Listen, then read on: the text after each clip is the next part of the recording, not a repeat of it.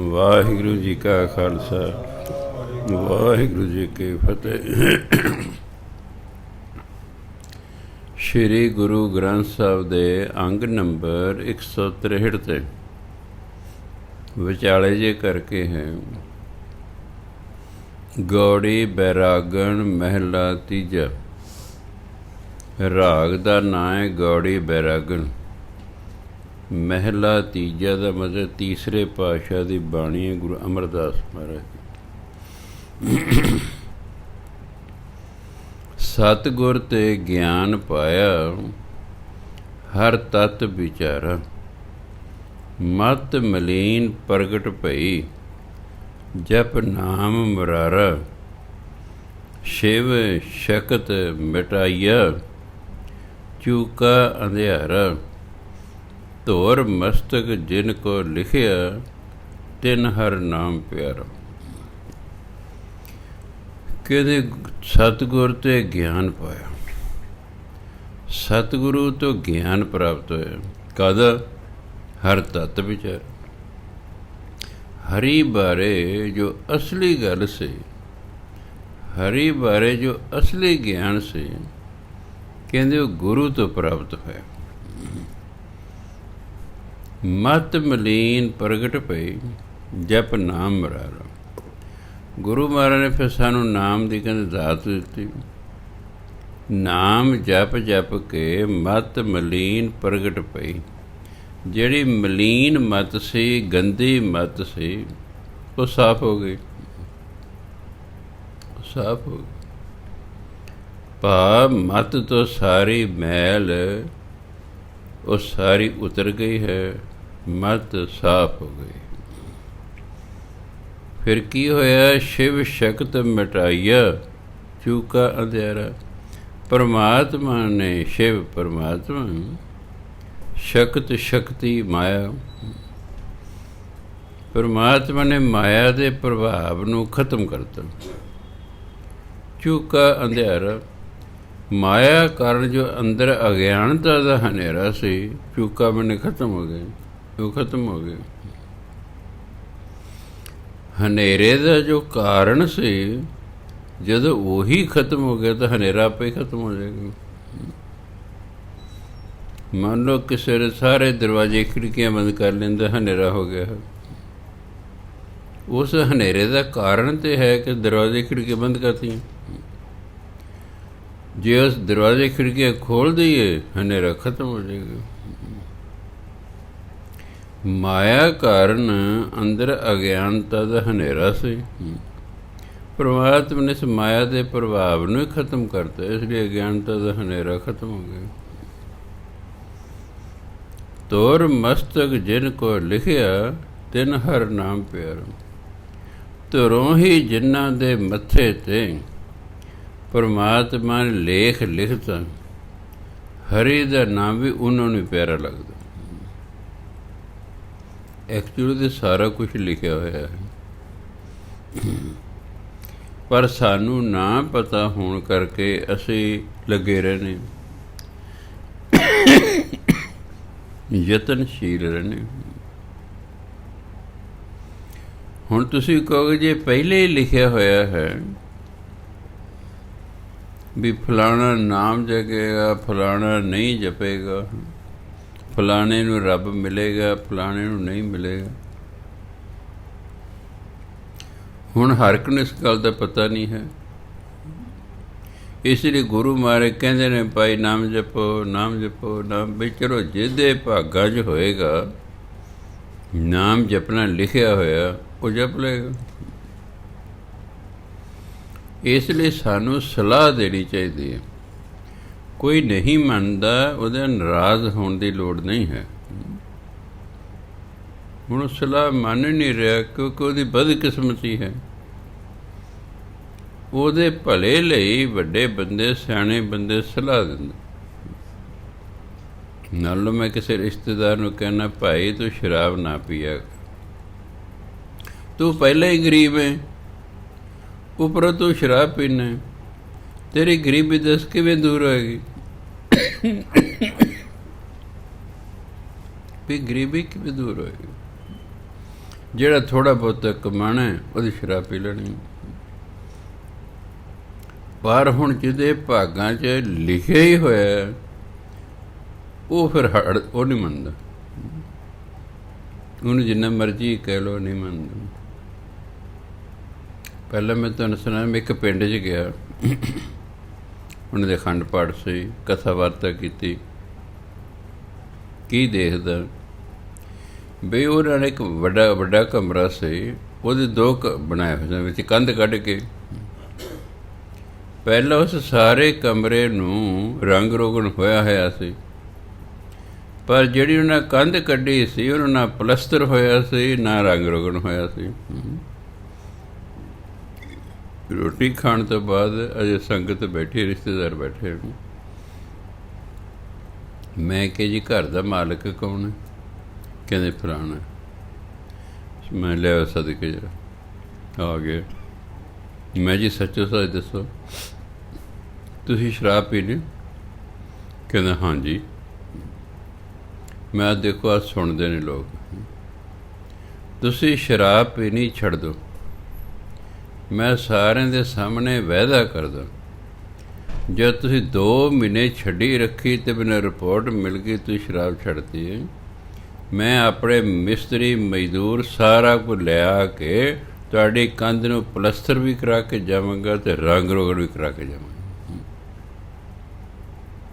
2 ਮਹੀਨਿਆਂ ਬਾਅਦ ਉਹਨਾਂ ਦੇ ਰਿਸ਼ਤੇਦਾਰ ਨੂੰ ਮੈਂ ਪੁੱਛਿਆ, ਉਹਨੇ ਸ਼ਰਾਬ ਪੀਣੀ ਛੱਡਦੀ? ਕਿ ਨਹੀਂ ਜੀ, ਨਹੀਂ ਛੱਡੀ।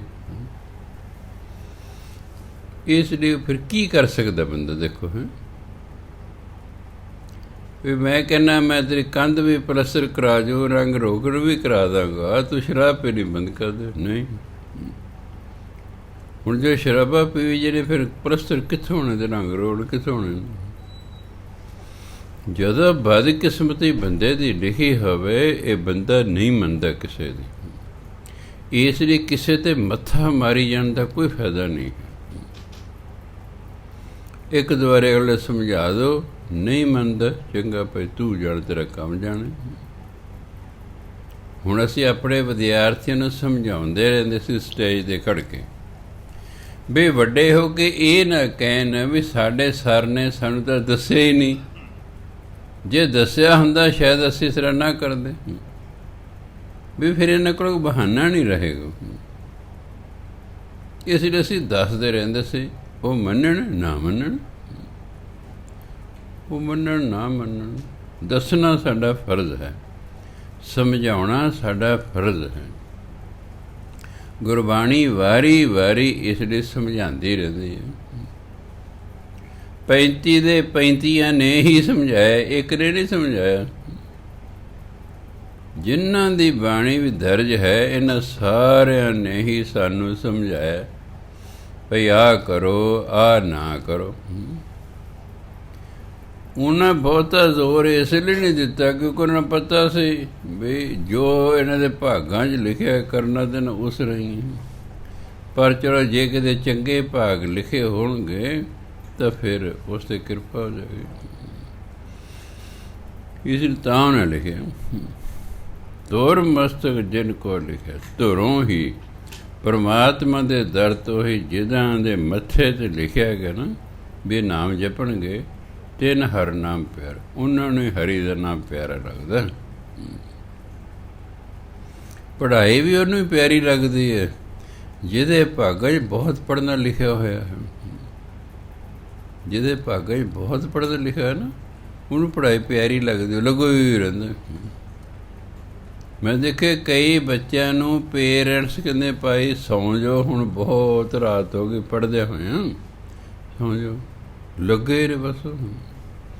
ਅਤੇ ਕਈਆਂ ਨੂੰ ਝਿੜਕ ਕੇ ਕੋਲ ਬਹਿ ਕੇ ਪੜ੍ਹਾਉਣਾ ਪੈਂਦਾ।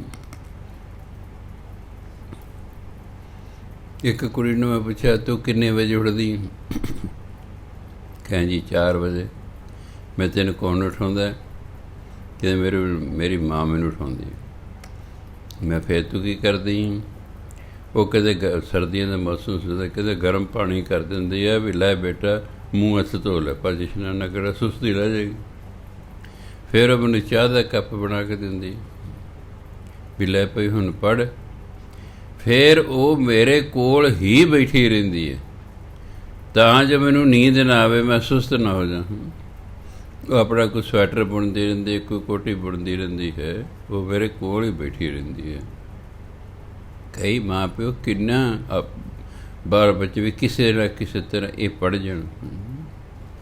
ਇਸ ਤਰ੍ਹਾਂ ਗੁਰੂ ਮਹਾਰਾਜ ਵੀ ਕਹਿੰਦੇ ਰਹਿੰਦੇ ਨੇ, ਕਹਿੰਦੇ ਵੀ ਕਿਸੇ ਨਾ ਕਿਸੇ ਤਰ੍ਹਾਂ ਭਜਨ ਬੰਦਗੀ ਕਰਨ ਲੱਗ ਜਾਣ। ਅਖੀਰ ਨੂੰ ਕਹਿੰਦੇ ਨੇ ਵੀ ਭਜਨ ਬੰਦਗੀ ਤੇ ਉਹੀ ਕਰੂਗਾ ਜਿਹੜਾ ਲਿਖਾ ਕੇ ਲਿਆ।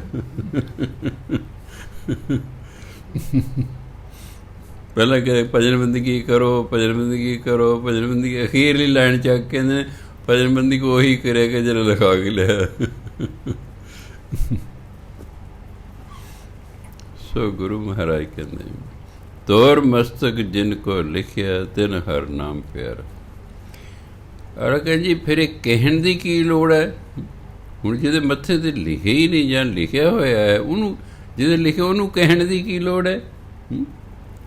ਮੈਂ ਨਹੀਂ, ਇਹ ਵੀ ਲਿਖਿਆ ਹੁੰਦਾ ਹੈ ਬਈ ਤੈਨੂੰ ਫਲਾਣੇ ਸੰਨ ਦੇ ਵਿੱਚ ਫਲਾਣਾ ਬੰਦਾ ਕਹੇਗਾ, ਤੂੰ ਉਹਦੀ ਮੰਨੇਗਾ, ਫਿਰ ਲੱਗੇਗਾ ਤੂੰ, ਤਾਂ ਕਹਿਣਾ ਪੈਂਦਾ।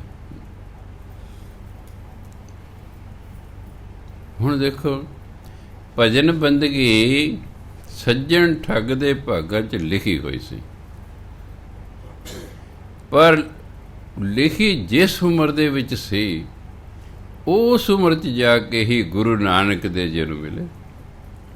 ਪਹਿਲੇ ਲਿਖਿਆ ਸੀ ਵੀ ਗੁਰੂ ਨਾਨਕ ਦੇਵ ਜੀ ਆਉਣਗੇ, ਫਿਰ ਇਹਦੀ ਉਹਨਾਂ ਦੀ ਗੱਲ ਮੰਨੇਗਾ ਅਤੇ ਇਸ ਪਾਸੇ ਲੱਗੇਗਾ। ਇਹ ਵੀ ਲਿਖਿਆ ਹੁੰਦਾ ਵੀ ਤੁਸੀਂ ਕਿਸ ਦੇ ਕਹਿਣ 'ਤੇ ਇਸ ਪਾਸੇ ਲੱਗੋਗੇ। ਕ੍ਰੈਡਿਟ ਉਸ ਬੰਦੇ ਨੂੰ ਮਿਲ ਜਾਂਦਾ ਜਿਹਦੇ ਲੱਗਾ ਐਕਚੁਅਲੀ ਸਮਾਂ ਆ ਗਿਆ ਹੁੰਦਾ।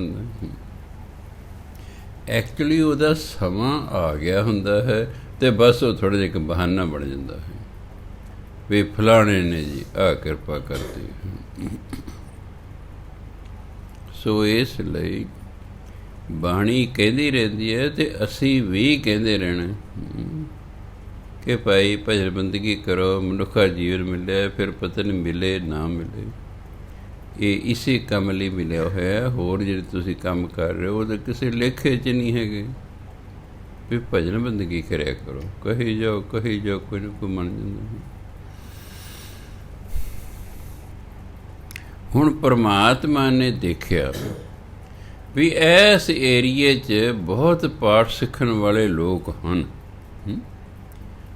ਹੁਣ ਸਿਖਾਉਣ ਵਾਲਾ ਵੀ ਤਾਂ ਕੋਈ ਚਾਹੀਦਾ। ਉਹਨਾਂ ਦੇ ਭਾਗਾਂ 'ਚ ਤਾਂ ਲਿਖਤਾ ਵੀ ਤੁਸੀਂ ਬਾਣੀ ਸਿਖਾਓਗੇ, ਲਿਖਤਾ। ਹੁਣ ਜਿਹਨੇ ਲਿਖਿਆ ਫਿਰ ਉਹਨੇ ਪ੍ਰਬੰਧ ਵੀ ਤਾਂ ਕਰਨਾ, ਉਹਨੇ ਪ੍ਰਬੰਧ ਵੀ ਤਾਂ ਕਰਨਾ।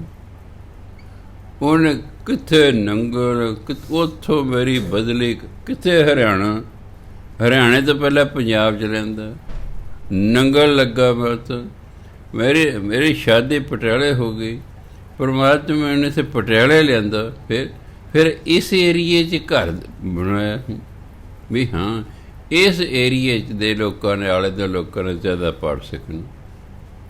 ਉਹ ਕਿਉਂਕਿ ਉਹ ਹੁਣ ਪ੍ਰਬੰਧ ਹੋ ਗਿਆ, ਇਸ ਲਈ ਜਿਨ੍ਹਾਂ ਦੇ ਭਾਗਾਂ 'ਚ ਲਿਖਿਆ ਸੀ ਉਹ ਹੋਣਾ ਸ਼ੁਰੂ ਹੋ ਗਏ, ਉਹ ਹੋਣਾ ਸ਼ੁਰੂ। ਕਿਉਂਕਿ ਉਹਨਾਂ ਦੇ ਭਾਗਾਂ ਲਿਖੇ ਤੁਸੀਂ ਪੜ੍ਹ ਸਿਖੋਗੇ।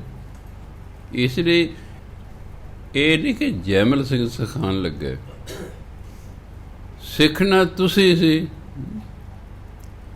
ਹੁਣ ਜੇ ਤੁਸੀਂ ਫਿਰ ਸਿਖਾਉਣ ਵਾਲਾ ਤਾਂ ਕੋਈ ਚਾਹੀਦਾ ਨਾ। ਹੁਣ ਜਿੰਨੇ ਤੁਹਾਡੇ ਭਾਗਾਂ 'ਚ ਲਿਖਤਾ ਤੁਸੀਂ ਪਾਠ ਸਿੱਖੋਗੇ, ਫਿਰ ਉਹਦੀ ਡਿਊਟੀ ਵੀ ਤਾਂ ਹੈ ਨਾ ਕਿ ਕੋਈ ਸਿਖਾਉਣ ਵਾਲਾ ਵੀ ਲਾ, ਸਿਖਾਉਣ ਵਾਲਾ ਵੀ ਲਾ। ਕਈ ਵਾਰ ਬੈਠਾ ਸੋਚਦਾ ਕਿਆ ਪਰਮਾਤਮਾ ਦੀ ਕਿਆ ਸਕੀਮਾਂ ਜ਼ਬਰਦਸਤ ਨੇ।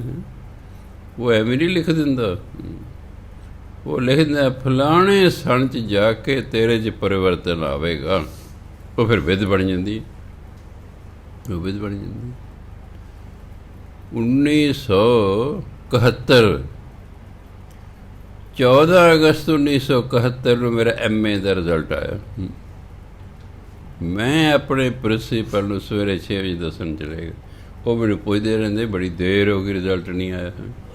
ਮੈਂ ਜਦੋਂ ਆਇਆ 10 ਕੁ ਜਾ ਇੰਗਲਿਸ਼ ਰਿਵਿਊ 'ਚ ਲਓ ਜੀ, ਉਹ ਤਾਂ ਭਲੂੰਗੜੀ 'ਤੇ ਬੈਠੇ ਹੋਏ ਸੀ, ਜਿਹੜੇ ਮਦਰ ਜੇ ਇੱਕ ਬੱਚਿਆਂ ਲਈ ਹੁੰਦੀ ਮੰਜੀ, ਹਿੰਦੂ ਜੈਂਟਲਮੈਨਸ, ਅਤੇ ਆਪਣੇ ਭਜਨ ਬੰਦਗੀ ਕਰ ਰਹੇ ਨੇ। ਮੈਂ ਗਿਆ, ਉਹਨੇ ਮੈਨੂੰ ਇਹ ਨਹੀਂ ਪੁੱਛਿਆ ਵੀ ਹਾਂ ਜੀ ਆਓ ਜੀ ਕਿਵੇਂ ਆਏ ਹੋ, ਨਾ ਜਾਂਦੇ ਮੈਨੂੰ ਕਹਿੰਦੇ ਉੱਥੇ ਸਰਦਾਰ ਜੀ ਕਹਿੰਦੇ, ਇਕੱਲੇ ਵੀ ਸਰਦਾਰ ਸੀ ਸਾਰੇ ਸਕੂਲ 'ਚ, ਕਿਸੇ ਸਾਰੇ ਮੈਨੂੰ ਸਰਦਾਰ ਜੀ ਕਹਿੰਦੇ ਸਰਦਾਰ ਜੀ ਭਜਨ ਬੰਦਗੀ ਕਰਿਆ ਕਰਦੇ ਹੋ।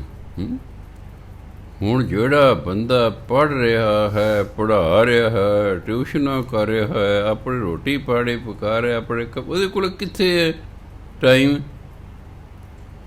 ਹਾਲਾਂਕਿ ਮੈਂ ਨਾਸਤਕ ਨਹੀਂ ਸੀ, ਪਰ ਜਿਵੇਂ ਉਹਨੂੰ ਪੁੱਛਿਆ ਉਸ ਤਰ੍ਹਾਂ ਨਹੀਂ ਸੀ। ਮੈਂ ਚੁੱਪ ਰਿਹਾ। ਜੋ ਮੈਂ ਚੁੱਪ ਰਿਹਾ, ਜੋ ਉਸਨੇ ਸ਼ਬਦ ਕਹੇ, ਜਿਵੇਂ ਤੀਰ ਵੱਜਦੇ ਨਾ, ਤੀਰ ਦਿਲ 'ਤੇ ਹੈਂ ਅਸਰ ਕੀਤਾ। ਉਹਨੇ ਆਪਣਾ ਸੱਜਾ ਹੱਥ ਧਰਤੀ 'ਤੇ ਲਾਇਆ ਹੇਠ, ਫਿਰ ਆਪਣੇ ਮੱਥੇ 'ਤੇ ਲਾਇਆ।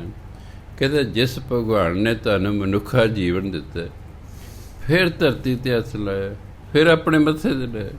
ਜਿਸ ਨੇ ਤੁਹਾਨੂੰ ਵਿੱਦਿਆ ਦਿੱਤੀ, ਜਿਸ ਭਗਵਾਨ ਨੇ ਤੁਹਾਨੂੰ ਅੱਛੇ ਖਾਨਦਾਨ 'ਚ ਪੈਦਾ ਕੀਤਾ, ਜਿਸ ਭਗਵਾਨ ਨੇ ਤੁਹਾਨੂੰ ਨੌਕਰੀ ਦਿੱਤੀ ਹੈ, ਜਿਹੜਾ ਭਗਵਾਨ ਨੇ ਤੁਹਾਨੂੰ ਸਾਰੇ ਸਰੀਰ ਦੇ ਅੰਗ ਪੂਰੇ ਦਿੱਤੇ ਨੇ, ਜਿਸ ਭਗਵਾਨ ਨੇ ਤੁਹਾਨੂੰ ਆਦਰ ਮਾਣ ਦਿੱਤਾ ਹੈ, ਖਾਣ ਪੀਣ ਨੂੰ ਦਿੱਤਾ ਹੈ, ਤੁਸੀਂ ਕਦੋਂ ਦਾ ਕਦੇ ਨਾਮ ਹੀ ਨਹੀਂ ਜਪਿਆ।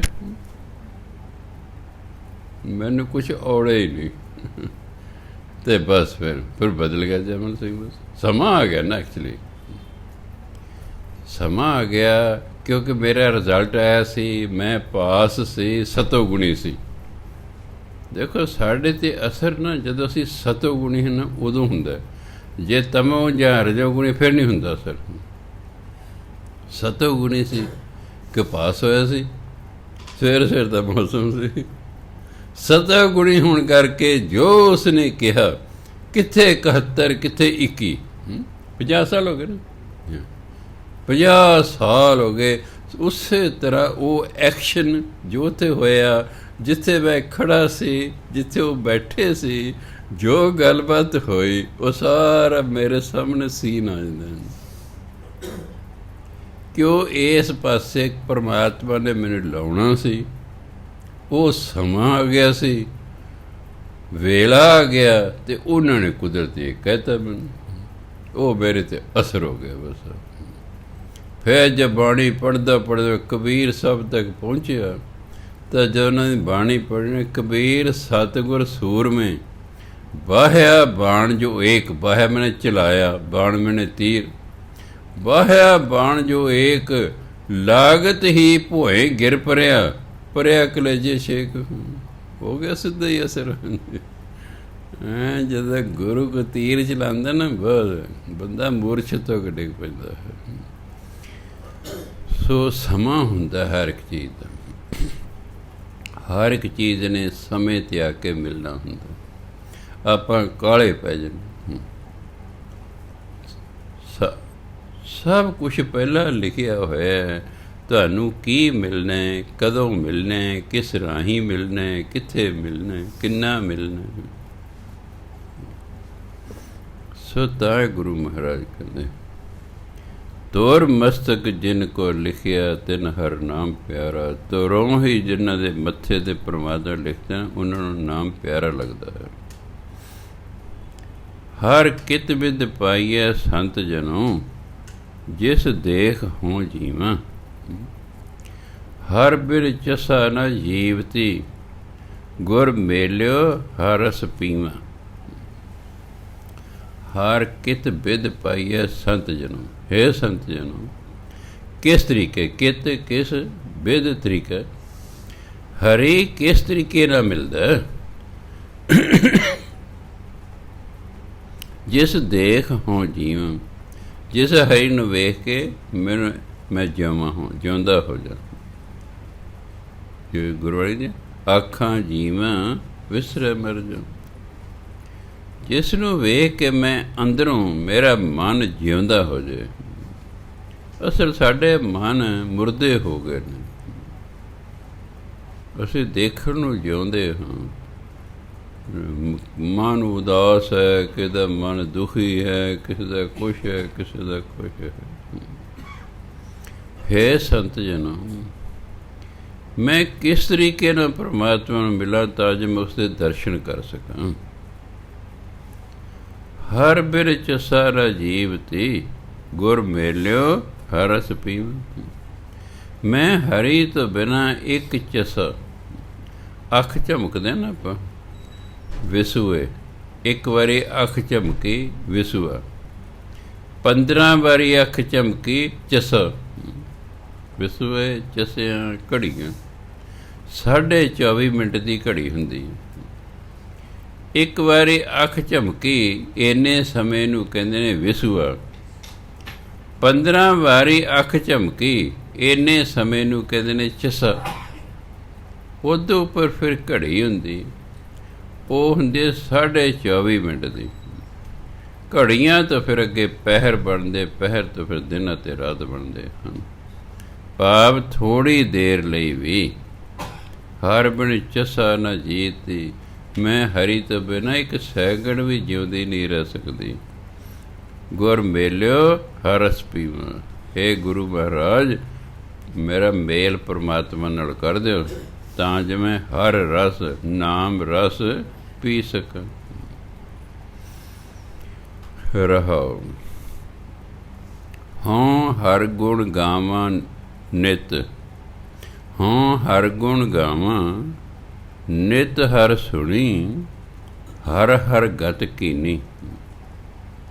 ਹਾਂ ਹਰ ਗੁਣ ਗਾਵਾਂ, ਮੈਂ ਹਰੀ ਦੇ ਗੁਣ ਗਾਉਂਦਾ ਹਾਂ ਨਿਤ। ਮੈਨੇ ਹਮੇਸ਼ਾ, ਨਿਤ ਜਿਹੜਾ ਇੱਥੇ ਦੇਲੀ ਦੀਪਕ ਹੈ, ਇਹ ਪਹਿਲੇ ਨਾਲ ਵੀ ਆਏਗਾ, ਦੂਜੇ ਅੱਧ ਨਾਲ ਵੀ ਆਏਗਾ। ਹਾਂ ਹਰ ਗੁਣ ਗਾਵਾਂ ਨਿਤ, ਮੈਂ ਹਮੇਸ਼ਾ ਹਰੀ ਦੇ ਗੁਣ ਗਾਵਾਂ।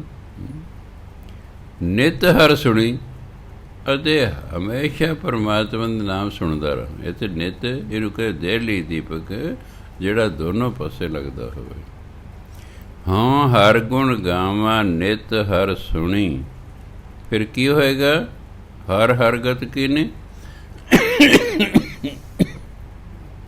ਫਿਰ ਪਰਮਾਤਮਾ ਮੁਕਤ ਕਰ ਦੇਗਾ ਮੈਨੂੰ। ਜਦੋਂ ਮੈਂ ਨਾਮ ਸੁਣਾਂਗਾ, ਨਾਮ ਗਾਵਾਂਗਾ, ਫਿਰ ਮੈਨੂੰ ਮੁਕਤੀ ਮਿਲ ਜਾਏਗੀ। ਮੁਕਤੀ ਦਾ ਸਾਧਨ ਨਾਮ ਹੀ ਹੈ।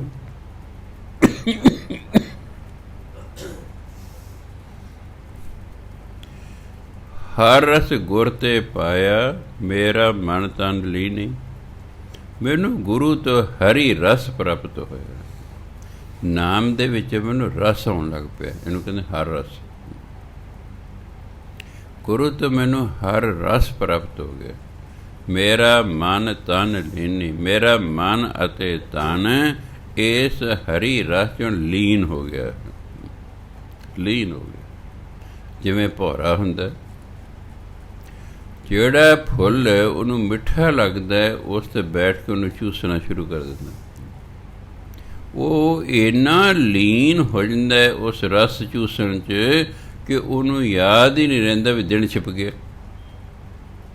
ਦਿਨ ਛਿਪ ਜਾਂਦਾ, ਰਾਤ ਨੂੰ ਫੁੱਲ ਬੰਦ ਹੋ ਜਾਂਦਾ, ਭੌਰਾ ਵਿੱਚ ਹੀ ਦਮ ਘੁੱਟ ਕੇ ਮਰ ਜਾਂਦਾ। ਪਰ ਉਹਨੂੰ ਰਸ ਇੰਨਾ ਹੁੰਦਾ, ਕੋਈ ਰਸ ਨਹੀਂ ਛੱਡ ਸਕਦਾ। ਰਸ ਨਹੀਂ। ਕਈਆਂ ਨੂੰ ਪੀਣ 'ਚ ਰਸ ਆਉਂਦਾ, ਨਹੀਂ ਛੱਡਦੇ। ਕਈਆਂ ਨੂੰ ਟੀਕੇ ਲਾਉਣ 'ਚ ਰਸ ਆਉਂਦਾ, ਲਾਈ ਜਾਂਦੇ। ਇੱਕ ਬੰਦਾ ਟੀਕਾ ਲਾ ਰਿਹਾ ਨਸ਼ੇ ਦਾ, ਅਜੇ ਲੱਗੇ ਟੀਕਾ ਬਾਂਹ 'ਚ ਹੀ ਰਹਿ ਗਿਆ ਅਤੇ ਡੈਥ ਹੋ ਗਈ। ਆ ਗਿਆ ਜੀ ਨਸ਼ੇ ਦੀ ਓਵਰਡੋਜ਼ ਨਾਲ, ਵੀ ਲੋੜ ਤੋਂ ਵੱਧ ਹੈ। ਜਿਵੇਂ ਇੱਕ ਬੰਦੇ ਨੇ ਕੀ ਕੀਤਾ, ਹੋਮੋਪੈਥੀ ਵਾਲੇ ਇੱਕ ਛੋਟੀ ਸ਼ੀਸ਼ੀ ਦਿੱਤੀ ਕਿ 6 ਗੋਲੀਆਂ 3 ਵਾਰੀ ਲੈਣੀ। ਉਹ ਪਹਿਲੀ ਵਾਰੀ ਹੋਮੋਪੈਥੀ, ਉਹਨੂੰ ਸਵਾਦ ਲੱਗੀ, ਉਹ ਸਾਰੀ ਸ਼ੀਸ਼ੀ ਇੱਕੋ ਵਾਰੀ ਖਾ ਗਿਆ। ਉਹ ਤਾਂ ਪੈ ਗਿਆ ਭੱਜਣਾ। ਉਹ ਤਾਂ ਗਿਆ ਡਾਕਟਰ ਕੋਲ, ਮੇਰਾ ਬੁਰਾ ਹਾਲ ਹੋ ਗਿਆ। ਕੀ ਹੋ ਗਿਆ? ਕਹਿੰਦੇ ਜੀ ਮੈਨੂੰ ਮਿੱਠੀਆਂ ਸਵਾਦ ਲੱਗੀ, ਮੈਂ ਸਾਰੀ ਖਾ ਗਈ। ਕਹਿੰਦੇ ਉਹ ਟੀਕੇ ਲਾ ਕਰ, ਉਹ ਕਰ, ਬਸਾਂ ਉਹ ਠੀਕ ਕੀਤਾ। ਇਹ ਨਸ਼ੇ ਵੀ ਸਾਨੂੰ ਇਹ 'ਚ ਸਵਾਦ ਆਉਂਦਾ ਹੀ ਹੋਣਾ ਨਾ, ਤਾਂ ਹੀ ਲੱਗੇ ਰਹਿੰਦੇ ਨੇ ਲੋਕ। ਕਿਸੇ ਨੂੰ ਕਾਸੇ 'ਚ ਸਵਾਦ ਆਉਂਦਾ ਅਤੇ ਕਿਸੇ ਨੂੰ ਕਾਸੇ, ਕਿਸੇ ਨੂੰ ਪਰੌਂਠੇ 'ਚ, ਕਿਸੇ ਨੂੰ ਪੀਜ਼ੇ 'ਚ, ਕਿਸੇ ਨੂੰ ਬਰਗਰ 'ਚ, ਆਪਣੇ ਬੜੇ ਸਵਾਦ ਨੇ। ਇਸ ਤਰ੍ਹਾਂ ਕਿਸੇ ਨੂੰ ਨਾਮ 'ਚ ਰਸ ਆਉਂਦਾ। ਜਦੋਂ ਨਾਮ ਰਸ ਹੋਣ ਲੱਗ ਜਾਏ ਫਿਰ ਬਾਕੀ ਰਸ ਖਤਮ ਹੋ ਜਾਂਦੇ, ਬਾਕੀ ਫਿਰ ਸੰਸਾਰ ਦੇ ਸਾਰੇ ਰਸ ਫਿੱਕੇ ਲੱਗਦੇ। ਜਦੋਂ ਨਾਮ ਰਸ ਆਉਂਦਾ ਭੁੱਖ ਆਟੋਮੈਟਿਕ ਵਾਲੇ ਬੰਦੇ ਦੀ ਘਟ ਜਾਂਦੀ। ਮੈਂ ਮਹਾਂਪੁਰਖਾਂ ਦੇ ਜੀਵਨ ਜਦੋਂ ਪੜ੍ਹਨੇ ਵੀ ਉਹ ਇੱਕੋ ਹੀ ਰੋਟੀ ਖਾਂਦੇ ਸਨ 24 ਘੰਟਿਆਂ 'ਚ। ਮੈਂ ਕਮਾਲ ਹੈ ਯਾਰ, ਉਦੋਂ ਜਵਾਨ ਸੀ, 2-3 ਸਵੇਰੇ ਖਾਣੀਆਂ, 2-3 ਦੁਪਹਿਰੇ ਖਾਣੇ, ਤਾਂ ਮੈਂ ਵੇ ਇੱਕੋ ਹੀ ਖਾਂਦੇ ਸੀ। ਨਹੀਂ, ਜਿਉਂ-ਜਿਉਂ ਸਾਡਾ ਸਿਮਰਨ ਵੱਧਦਾ ਸਾਨੂੰ ਸਿਮਰਨ ਦੇ ਵਿੱਚੋਂ ਹੀ ਸ਼ਕਤੀ ਮਿਲਣੀ ਸ਼ੁਰੂ ਹੋ ਜਾਂਦੀ। ਜਿਵੇਂ ਇੱਕ ਵਾਰੀ ਸਾਇੰਸਦਾਨ ਨੇ ਕੈਪਸੂਲ ਤਿਆਰ ਕਰ ਲਿਆ ਵੀ ਲੋੜ ਨਹੀਂ ਰੋਟੀ ਖਾਣ ਦੀ, ਆਹ ਕੈਪਸੂਲ ਖਾਓ, 24 ਘੰਟੇ ਮੌਜ ਕਰੋ। ਫਿਰ ਪਤਾ ਨਹੀਂ ਕੀ ਵਿਰੋਧਤਾ ਹੋਈ ਕੀ ਨਾ ਹੋਈ, ਫਿਰ ਉਸ ਚੀਜ਼ ਨੂੰ ਮਾਰਕੀਟ 'ਚ ਨਹੀਂ ਆਉਣ ਦਿੱਤਾ ਹੈ। ਜਿਵੇਂ ਸਾਇੰਸਦਾਨ ਨੇ ਬੰਦੇ ਬਣਾਉਣੇ ਸ਼ੁਰੂ ਕਰਤੇ ਸੀ, ਪਤਾ ਰੌਲਾ ਪੈ ਗਿਆ ਵੀ 5-7 ਮੋਦੀ ਬਣਾਦਾ, ਪਤਾ ਨਹੀਂ ਕਿਹੜਾ ਮੋਦੀ ਆ ਗਿਆ। ਉਹਨੂੰ ਕਲੋਨ ਵਿਧੀ ਕਹਿੰਦੇ। ਪਹਿਲਾਂ ਭੇਡਾਂ ਦੇ ਤਿਆਰ ਕੀਤਾ ਸੀ, ਉਹ ਤਾਂ ਫਿਰ ਰੌਲਾ ਪੈ ਗਿਆ, ਅੱਗੇ ਨਹੀਂ ਮਿਲੀ ਹੈਗੀ, ਨਹੀਂ ਤਾਂ ਬਣਾਤੇ ਸਨ ਉਹਨਾਂ ਨੇ, ਹੂ ਹਜੇ ਬਣਾਤੇ ਸਨ। 2300 ਸਾਲ ਪਹਿਲਾਂ ਜਿਹੜਾ ਇੱਕ ਹੋਇਆ ਅਰਸਤੂ, ਦੂਜਾ ਹੋਇਆ ਪਲੈਟੋ, ਤੀਜਾ ਅਰਿਸਟੋਟਲ ਜਿਹਨੂੰ ਅਰਸਤੂ ਕਹਿੰਦੇ, ਦੂਜਾ ਪਲੈਟੋ, ਪਹਿਲਾ ਸੋਕਰੇਟਿਸ ਸੀ, ਸੁਕਰਾਤ ਦਾ ਚੇਲਾ ਪਲੈਟੋ ਸੀ। ਯੂਨਾਨ ਦੇ ਤਿੰਨੋਂ ਹੀ ਫਿਲਾਸਫਰ ਹੋਏ ਨੇ ਆਪਣੇ ਤੋਂ ਮੰਨੇ। ਉਹ ਆਪਣੇ ਵਰਗੇ ਹੋਰ ਤਿਆਰ ਕਰ ਸਕਦਾ ਸੀ। ਲਓ, ਜਦੋਂ ਉਹਨੂੰ ਪਤਾ ਲੱਗਾ ਮੇਰਾ ਅੰਤਮ ਸਮਾਂ ਆ ਗਿਆ, ਉਹਨੇ ਆਪਣੇ ਵਰਗੇ 100 ਪਲੈਟੋ ਖੜੇ ਕਰਦੇ ਬਈ ਜਮਦੂਤਾਂ ਨੂੰ ਪਤਾ ਹੀ ਨਾ ਲੱਗੇ ਇਹਨਾਂ 'ਚ ਅਸਲੀ ਕਿਹੜਾ ਦੂਜੇ ਕਿਹੜੇ ਨੇ। ਉਹ ਤਾਂ ਜਮਦੂਤ ਆ ਕੇ ਲੈਣ, ਅੱਗੇ 100 ਪਲੈਟੋ ਖੜਾ, ਹੂ ਇੱਕੋ ਜਿਹੇ। ਉੱਥੇ ਵਾਪਸ ਚਲੇ ਗਏ, ਧਰਮਰਾਜ ਨੂੰ ਕਹਿੰਦੇ ਜੀ ਉੱਥੇ ਤਾਂ 100 ਪਲੈਟੋ ਖੜਾ, ਅਸੀਂ ਕਿਹਨੂੰ ਲਿਆਈਏ? ਉਹ ਕਹਿੰਦਾ ਜਿਹਦਾ ਪਰਛਾਵਾਂ ਨਹੀਂ ਨਾ ਹੋਵੇਗਾ, ਜਿਹਦਾ ਪਰਛਾਵਾਂ ਹੋਏਗਾ ਉਹ ਅਸਲੀ ਪਲੈਟੋ ਹੋਏਗਾ, ਜਿਹਦਾ ਪਰਛਾਵਾਂ ਨਾ ਹੈ ਉਹ ਉਹਨੇ ਤਿਆਰ ਕੀਤੇ ਹੋਏ ਨੇ। ਜਮਦੂਤ ਆਏ, ਦੇਖਿਆ ਉਹਦਾ ਪਰਛਾਵਾਂ ਅਸਲੀ ਦਾ ਮਨ ਫਲ ਆ ਜਾਂਦਾ ਕਿਤੇ। ਸੋ ਬਾਤ ਨਹੀਂ ਕੋਈ ਸਕਦਾ ਮੌਤ ਤੋਂ। ਫਿਰ ਮੈਂ ਸੋਚਿਆ ਐਵੇਂ ਨਾਵਲ ਨੇ ਕਿਤਾਬਾਂ ਲਿਖੀਆਂ ਹੋਈਆਂ ਵੀ ਐਂ ਕਰਤੇ हैं। ਜਦੋਂ ਕਈ ਸਾਲ ਪਹਿਲਾਂ ਕਲੋਨ ਵਿਧੀ ਸ਼ੁਰੂ ਹੋਈ ਅਤੇ ਭੇਡਾਂ ਤਿਆਰ ਕਰਨੀ, ਉਹ ਹੂ ਕਰਨੀ ਸ਼ੁਰੂ ਕਰਤੀਆਂ, ਉਹ ਤਾਂ ਰੌਲਾ ਪੈ ਗਿਆ ਵੀ ਇਹ ਤਾਂ ਵਕਤ ਖੜਾ ਹੋ ਜਾਊਗਾ। ਇੱਕੋ ਜਿਹੇ 3-4 ਬੰਦੇ ਪੈਦਾ ਕਰ ਦੇਣ, ਪਤਾ ਨਹੀਂ ਲੱਗਣਾ ਕੌਣ ਹੈ ਅਸਲੀ, ਕੌਣ ਹੈ ਦੂਜਾ, ਕੌਣ ਹੈ। ਇਹ ਫਿਰ ਵਰਲਡ ਜਿਹੜੀ ਹੈਲਥ ਔਰਗਨਾਈਜੇਸ਼ਨ ਹੁੰਦੀ ਹੈ ਉਹ ਫਿਰ ਫੈਸਲੇ ਕਰਦੀ ਹੈ। ਉਹਨਾਂ ਨੇ ਕਿਹਾ ਇਸ ਤਰ੍ਹਾਂ ਨਹੀਂ ਕਰਨਾ, ਕੋਈ ਨਹੀਂ ਬਣਾਉਣਾ, ਬੰਦੇ ਵੀ ਬਣਾਏ ਜਾ ਸਕਦੇ ਨੇ, ਹੂ। ਫਿਰ ਮੈਂ ਕਿਹਾ 2300 ਸਾਲ ਪਹਿਲਾਂ ਉਹਨੇ ਬਣਾਤੇ ਸਨ। ਅਤੇ ਮੈਨੂੰ ਇਹ ਬੜਾ ਅਜੀਬ ਲੱਗਿਆ ਵੀ ਤੂੰ ਹੀ ਜਿਵੇਂ ਨਾਵਲ ਦੀ ਕਹਾਣੀ ਹੁੰਦੀ ਹੈ ਇਸ ਤਰ੍ਹਾਂ ਇਹ ਵੀ ਹੈਗਾ। ਕਿਉਂਕਿ ਪਰਮਾਤਮਾ ਕਹਿੰਦਾ ਹੇ ਇਨਸਾਨ, ਮੈਂ ਤੈਨੂੰ ਆਪਣੇ ਜਿੰਨਾ ਦਿਮਾਗ ਦੇ ਕੇ ਭੇਜ ਰਿਹਾ। ਆਈਨਸਟਾਈਨ ਐਡਾ ਵੱਡਾ ਸਾਇੰਸਦਾਨ ਸੰਸਾਰ ਦਾ ਹੋਇਆ, ਉਹ ਕਹਿੰਦਾ ਜਿੰਨਾ ਪਰਮਾਤਮਾ ਨੇ ਮੈਨੂੰ ਦਿਮਾਗ ਦਿੱਤਾ ਸੀ ਮੈਂ ਸਿਰਫ ਉਸਦਾ 9% ਹੀ ਵਰਤ ਸਕਿਆ। ਜੇ ਕਿਤੇ ਮੈਨੂੰ ਸਾਰਾ ਵਰਤਣਾ ਆ ਜਾਂਦਾ ਮੈਂ ਪਤਾ ਨਹੀਂ ਕੀ ਬਣਾਉਂਦਾ। ਇੰਨਾ ਦਿਮਾਗ ਪਰਮਾਤਮਾ ਨੇ ਸਾਨੂੰ ਦਿੱਤਾ ਹੈ। ਅਸੀਂ ਬਹੁਤਾ ਦਿਮਾਗ ਦਾ ਹਿੱਸਾ ਪੁੱਠੇ ਪਾਸੇ ਨੂੰ ਲਾ ਕੇ ਪੁੱਠੇ ਕੰਮ ਕਰਨ 'ਤੇ ਲਾਤਾ ਹੈ, ਉਹਨੂੰ ਸਿੱਧੇ ਪਾਸੇ ਨਹੀਂ ਲਾਇਆ। ਆਰਗਾ ਦੇਖੋ ਸਾਇੰਸਦਾਨ ਨੇ ਕਿੰਨਾ ਦਿਮਾਗ ਦਿੱਤਾ ਪਰਮਾਤਮਾ ਨੇ, ਚੀਜ਼ ਹੈ ਹੀ ਨਹੀਂ। ਸੰਤ ਬਣਨਾ ਕੋਈ ਔਖਾ ਨਹੀਂ, ਰੱਬ ਨੂੰ ਪ੍ਰਾਪਤ ਕਰਨਾ ਕੋਈ ਔਖਾ ਨਹੀਂ, ਰੱਬ ਤਾਂ ਪਹਿਲਾਂ ਹੈਗਾ। ਅਤੇ ਇਹ ਵੀ ਦੱਸਦਾ ਸੰਤਾਂ ਮਹਾਤਮਾ ਨੇ ਵੀ ਨਾਮ ਜਪਣ ਨਾ ਮਿਲਦਾ। ਇਹ ਤਾਂ ਹੁਣ ਸਾਡੀ ਆਪਣੀ ਹਿੰਮਤ ਹੈ, ਇਹ ਤਾਂ ਨਹੀਂ ਸਾਨੂੰ ਵੀ ਰੱਬ ਕਿਵੇਂ ਮਿਲੇਗਾ ਜੀ, ਉਹ ਤਾਂ ਸਭ ਦੱਸਦਾ, ਪਹਿਲਾਂ ਹੀ ਦੱਸਦਾ। ਪਰ ਹੁਣ ਜੋ ਸਾਇੰਸ ਦੀ ਨਵੀਂ ਕਾਢ ਕੱਢਣੀ ਚ ਜਿਹੜੀ ਚੀਜ਼ ਹੈ ਹੀ ਨਹੀਂ ਸੰਸਾਰ 'ਚ, ਉਹ ਤਿਆਰ ਕਰਨ ਲਈ ਕਿੰਨੇ ਦਿਮਾਗ ਦੀ ਲੋੜ ਹੈ, ਕਿੰਨੇ ਦਿਮਾਗ ਦੀ ਲੋੜ ਹੈ। ਸਾਇੰਸਦਾਨਾਂ ਨੇ ਇਸ ਧਰਤੀ ਨੂੰ ਸਵਰਗ ਬਣਾ ਕੇ ਰੱਖਦਾ। ਸਾਡਾ ਜੀਵਨ ਮਾਇਆ ਅਤੇ ਸਾਇੰਸ ਨੇ ਸਵਰਗ ਬਣਾਤਾ। ਬਸ ਪਹਿਲਾਂ ਰਾਜਿਆਂ ਮਹਾਰਾਜੇ ਕੋਲ ਮਾਇਆ ਹੁੰਦੀ ਸੀ, ਪਰ ਜੀਵਨ ਨਰਕੀ ਸੀ। ਪੱਖੇ ਝੱਲੀ ਜਾਓ ਜੀ, ਚਾਹੇ ਸ਼ਾਹਜਹਾਨ ਸੀ। ਹਾਂ, ਸਾਇੰਸ ਆ ਗਈ। ਹੁਣ ਜੇ ਬੰਦਾ ਗਰੀਬ ਹੈ ਤਾਂ ਵੀ ਸਾਇੰਸ ਤੋਂ ਕੋਈ ਫਾਇਦਾ ਨਹੀਂ ਉਠਾ ਸਕਦਾ। ਸਾਇੰਸ ਹੈ ਪਰ ਬੰਦਾ ਗਰੀਬ ਹੈ। ਜੇ ਬੰਦਾ ਅਮੀਰ ਹੈ ਤੇ ਸਾਇੰਸ ਨਹੀਂ ਤਾਂ ਵੀ ਕੋਈ ਸਵਾਦ ਨਹੀਂ। ਮਾਇਆ ਪਹਿਲਾਂ ਹੈਗੀ ਸੀ, ਇਹ ਤਾਂ ਜਦੋਂ ਸਾਇੰਸ ਆਈ ਫਿਰ ਮਾਇਆ ਦੀ ਵਰਤੋਂ ਕਰਕੇ ਬੰਦੇ ਨੇ ਕਿਆ ਦਾ ਕਿਆ ਬਣਾਤਾ। ਸਾਡੇ ਜੀਵਨ ਨੂੰ ਸਵਰਗ ਬਣਾਉਣ ਦੇ ਵਿੱਚ ਸਾਇੰਸਦਾਨ ਦਾ ਬਹੁਤ ਵੱਡਾ ਹੱਥ ਹੈ। ਪਰ ਮੈਨੂੰ ਅਫਸੋਸ ਇਸ ਗੱਲ ਦਾ ਹੈ ਕਿ ਅਸੀਂ 5 ਸਾਇੰਸਦਾਨਾਂ ਨੂੰ ਵੀ ਨਹੀਂ ਜਾਣਦੇ। ਸੰਤਾਂ ਨੇ ਜਿੰਨੇ ਮਰਜ਼ੀ ਨਾਂ ਗਿਣਾ ਲਓ, ਗੁਰੂਆਂ ਦੇ ਗਿਣਾ ਲਓ, ਭਗਤਾਂ ਦੇ ਗਿਣਾ ਲਓ, ਸੰਤਾਂ ਦੇ ਗਿਣਾ ਲਓ,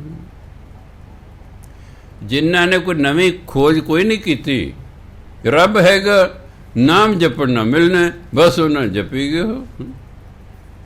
ਸਾਇੰਸ ਤਾਂ ਬਹੁਤ ਔਖਾ ਕੰਮ ਹੈ। ਸਾਇੰਸਦਾਨ ਬਣਨਾ ਤਾਂ ਬੜਾ ਹੀ ਔਖਾ ਕੰਮ ਹੈ। ਕਾਢ ਕਰਨੀ ਨਵੀਂ ਹੈ ਜੀ, ਜਿਹਦਾ ਕਦੇ ਚੇਤਾਵਨੀ ਸੁਣੀ ਨਹੀਂ ਕੋਈ ਚੀਜ਼ ਹੁੰਦੀ ਹੈ। ਸੋ ਇਸ ਲਈ ਸਾਡੇ ਤੋਂ ਜਿਹੜਾ ਪਤਾ ਹੈ ਸਾਨੂੰ ਤਾਂ ਅਸੀਂ ਤਾਂ ਉਹੀ ਨਹੀਂ ਲੱਭ ਸਕਦੇ ਸਾਰੀ ਉਮਰ 'ਚ। ਸੋ ਤਾਂ ਮੈਂ ਕਹਿੰਦਾ ਵੀ ਇਹਨਾਂ ਸਾਇੰਸਦਾਨਾਂ 'ਚ ਬਹੁਤ ਜ਼ਿਆਦਾ ਪਰਮਾਤਮਾ ਨੇ ਦਿਮਾਗ ਦੇ ਕੇ ਭੇਜਿਆ। ਸੋ ਇਸ ਲਈ ਪਰਮਾਤਮਾ ਨੇ ਮਨੁੱਖ ਨੂੰ ਦਿਮਾਗ ਦਿੱਤਾ ਹੋਇਆ, ਸਿਰਫ ਇਹ ਉਹਦੀ ਸੁਚੱਜੀ ਵਰਤੋਂ ਨਾ ਕਰਨ ਕਰਕੇ ਧੱਕੇ ਧੋੜੇ ਜਿਹੇ ਖਾਈ ਜਾਂਦਾ ਹੈ। ਉਹ ਕਹਿੰਦਾ ਹੁਣ ਮੈਂ ਕੀ ਕਰਾਂ, ਮੈਂ ਤਾਂ ਤੁਹਾਨੂੰ ਦਿਮਾਗ ਦੇ ਕੇ ਭੇਜਿਆ ਸੀ, ਤੁਸੀਂ ਹੁਣ ਇਸ ਤੋਂ ਪੁੱਠਾ ਕੰਮ ਲੈਣ ਲੱਗ ਪਏ, ਹੁਣ ਮੈਂ ਹੀ ਕਰਾਂ। ਪਰਮਾਤਮਾ ਨੇ ਸਾਨੂੰ ਕਰਮ ਕਰਨ ਦੀ ਛੁੱਟੀ ਦਿੱਤੀ ਹੋਈ ਹੈ। ਤੁਹਾਡੀ ਮਰਜ਼ੀ ਹੈ ਚੰਗਾ ਕਰ ਲਓ, ਤੁਹਾਡੀ ਮਰਜ਼ੀ ਹੈ ਮੰਦਾ ਕਰ ਲਓ, ਮੈਂ ਨਹੀਂ ਤੁਹਾਨੂੰ ਰੋਕਦਾ। ਪਰ ਜਿਹੜਾ ਫਿਰ ਤੁਸੀਂ ਕਰ ਲਓਗੇ ਨਾ, ਉਸ ਤੋਂ ਫਿਰ ਤੁਸੀਂ ਬਚ ਨਹੀਂ ਸਕਦੇ। ਉਹ ਫਿਰ ਮੈਂ ਲਿਖ ਦੇਣਾ, ਆ ਜਾਂਦਾ ਕਿਤੇ। ਕਰਮ ਕਰਨ ਦੀ ਤੁਹਾਨੂੰ ਖੁੱਲ੍ਹ ਹੈ, ਪਰ ਉਹਦਾ ਜਿਹੜਾ ਫਲ ਹੈ ਉਸ ਤੋਂ ਬਚਣ ਦੀ ਤੁਹਾਨੂੰ ਕੋਈ ਖੁੱਲ੍ਹ ਨਹੀਂ। ਉਹਦਾ ਫਲ ਤਾਂ ਚੰਗਾ ਮੰਦਾ ਭੋਗਣਾ ਹੀ ਭੋਗਣਾ ਪੈਂਦਾ ਹੈ। ਇਸ ਲਈ ਜਿਨ੍ਹਾਂ ਪਰਮਾਤਮਾ ਨੇ ਦਿਮਾਗ ਦਿੱਤਾ ਹੈ, ਸਾਡਾ ਫਰਜ਼ ਬਣਦਾ ਸਹੀ ਵਰਤੋਂ ਕਰੀਏ। ਸਹੀ ਵਰਤੋਂ ਕਰਕੇ ਆਪਣੇ ਜੀਵਨ ਨੂੰ ਸਵਰਗ ਬਣਾਈਏ। ਜਿਹੜਾ ਸਾਡੇ ਸੰਪਰਕ 'ਚ ਆਵੇ ਉਹਦਾ ਵੀ ਜੀਵਨ ਸਵਰਗ ਹੋ ਜਾਏ। ਉਹਦਾ ਤਾਂ ਹੀ ਹੋ ਗਿਆ ਜੇ ਅਸੀਂ ਸਵਰਗ 'ਚ ਰਹਿੰਦੇ ਹਾਂ। ਸੋ ਗੁਰੂ ਮਹਾਰਾਜ ਕਹਿੰਦੇ, ਹਰ ਰਸ ਗੁਰ ਤੇ ਪਾਇਆ, ਮੇਰਾ ਮਨ ਤਨ ਲੀਨੇ। ਮੈਨੂੰ ਹਰੀ ਤੋਂ ਗੁਰੂ ਤੋਂ ਹਰੀ ਰਸ ਨਾਮ ਰਸ ਪ੍ਰਾਪਤ ਹੋ ਗਿਆ, ਅਤੇ ਮੇਰਾ ਜਿਹੜਾ ਮਨ ਅਤੇ ਤਨ ਇਸ ਨਾਮ ਰਸ ਵਿੱਚ ਲੀਨ ਹੋ ਗਿਆ ਹੈ। ਧੰਨ ਧੰਨ ਗੁਰ ਸਤਿਪੁਰਖ ਹੈ, ਜਿਨ ਭਗਤ ਹਰ ਦੀਨੀ। ਕਹਿੰਦੇ ਉਹ ਗੁਰੂ ਧੰਨ ਹੈ, ਧੰਨ ਹੈ, ਉਹ ਸਤਿਪੁਰਖ ਹੈ, ਉਹ ਰੱਬ ਰੂਪ ਹੈ। ਗੁਰ ਪਰਮੇਸ਼ਰ ਇੱਕੋ ਜਿਹਾ। ਸ਼ਕਤੀਆਂ ਅੱਡ ਅੱਡ ਹੁੰਦੀਆਂ ਨੇ, ਦੋਨੋਂ ਅੱਡ ਅੱਡ ਹੁੰਦੇ ਨੇ। ਇੱਕ ਮੈਨੂੰ ਕਹਿੰਦੇ ਨਹੀਂ ਗੁਰੂ ਨਾਨਕ ਹੀ ਪਰਮਾਤਮਾ ਸਨ। ਮੈਂ ਨਹੀਂ, ਗੁਰੂ ਨਾਨਕ ਪਰਮਾਤਮਾ ਰੂਪ ਸਨ, ਉਹ ਪਰਮਾਤਮਾ ਨਹੀਂ ਸਨ। ਜੋ ਆਪ ਹੀ ਪਰਮਾਤਮਾ ਹੁੰਦੇ ਤਾਂ ਉਹਨੂੰ ਵੇਈ ਨਦੀ 'ਚ ਨਿਕਲ ਕੇ ਸੱਚਖੰਡ ਜਾਣ ਦੀ ਕੀ ਲੋੜ ਸੀ? ਉੱਥੇ ਪਰਮਾਤਮਾ ਮਿਲਣ ਗਏ ਨਾ। ਇਹਦਾ ਵੀ ਗੁਰੂ ਨਾਨਕ ਹੋਰ ਹੈ, ਪਰਮਾਤਮਾ ਹੋਰ ਹੈ। ਗੁਰੂ ਨਾਨਕ ਹੋਰ ਹੈ, ਪਰਮਾਤਮਾ ਹੋਰ ਹੈ। ਉਹ ਕਿਉਂ ਕਿਹਾ ਇੱਕੋ ਜਿਹੇ? ਉਹਨਾਂ ਦਾ ਸੁਭਾਅ ਮਿਲਦਾ। ਗੁਰੂ ਦਾ ਅਤੇ ਪਰਮਾਤਮਾ ਦਾ ਆਪਸੀ ਸੁਭਾਅ ਮਿਲਦਾ ਹੈ, ਇਸ ਲਈ ਦੋਨਾਂ 'ਚ ਫਰਕ ਨਹੀਂ। ਬਾਕੀ ਸ਼ਕਤੀਆਂ ਤਾਂ ਪਰਮਾਤਮਾ ਤਾਂ ਬੇਅੰਤ ਸ਼ਕਤੀਆਂ ਦਾ ਮਾਲਕ ਹੈ। ਉਹ ਪਹਾੜ ਬਣਾਤੇ, ਉਹਨੇ ਆਕਾਸ਼ ਬਣਾਤੇ, ਤਾਰੇ ਬਣਾਤੇ। ਇਹਨਾਂ ਕੋਈ ਕਿਹੜਾ ਸਾਇੰਸਦਾਨ ਹੈ ਕੋਈ ਨਵਾਂ ਤਾਰਾ ਬਣਾ ਦੂਗਾ ਜੀ, ਜਾਂ ਕੋਈ ਇਹੋ ਜਿਹੀ ਚੀਜ਼ ਬਣਾ ਦੇਗਾ? ਉਹ ਪਤਾ ਤਾਂ ਕਰ ਸਕਦਾ ਇਹਨਾਂ ਦੂਰਬੀਨਾਂ ਨਾਲ, ਨਵੀਂ ਨਹੀਂ ਬਣਾ ਸਕਦਾ। ਨਵੀਂ ਧਰਤੀ ਬਣਾ ਲਓ ਜੀ, ਸਮੁੰਦਰ ਬਣਾ ਲਓ ਜੀ। ਅਸੀਂ ਨਹਿਰਾਂ 'ਤੇ ਬਣਾ ਸਕਦੇ, ਦਰਿਆ ਨਹੀਂ ਬਣਾ ਸਕਦੇ। ਹਾਂ, ਬੰਦਾ ਦਰਿਆ ਨਹੀਂ ਬਣਾ ਸਕਦਾ, ਨਹਿਰ ਬਣਾ ਸਕਦਾ। ਦਰਿਆ ਕੁਦਰਤ ਵੱਲੋਂ ਨਹੀਂ। ਬੰਦਾ ਪਹਾੜ ਨਹੀਂ ਬਣਾ ਸਕਦਾ, ਪਹਾੜ ਕੁਦਰਤ ਵੱਲੋਂ ਨੇ। ਅਸੀਂ ਦਰਖਤ ਲਾ ਸਕਦੇ ਹਾਂ, ਪਰ ਜੰਗਲ ਨਹੀਂ ਬਣਾ ਸਕਦੇ ਅਸੀਂ। ਤੁਸੀਂ ਵੱਧ ਤੋਂ ਦਰਖਤ ਲਾ ਸਕਦੇ ਹੋ, ਤੁਸੀਂ ਜੰਗਲ ਨਹੀਂ ਲਾ ਸਕਦੇ ਨਾ। ਲਾਲਚ ਜਾਂ ਦਰਖਤ ਸੰਘਣੇ ਲਾ ਕੇ ਵੇਖ ਲਓ, ਜਾਂ ਕੁਛ ਕਰਕੇ ਵੇਖ ਲਓ।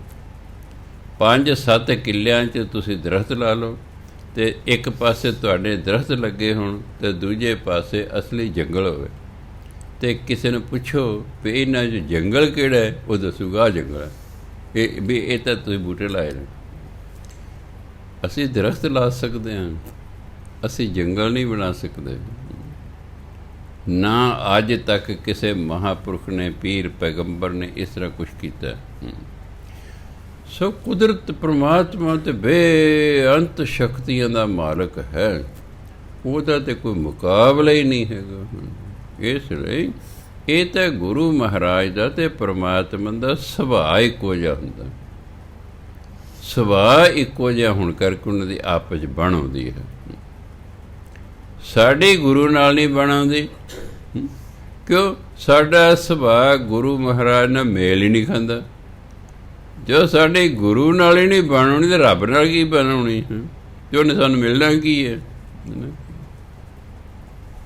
ਸੁਭਾਵਾਂ ਦਾ ਹੀ ਮੇਲ ਹੁੰਦਾ, ਸਰੀਰਾਂ ਦਾ ਨਹੀਂ ਹੁੰਦਾ।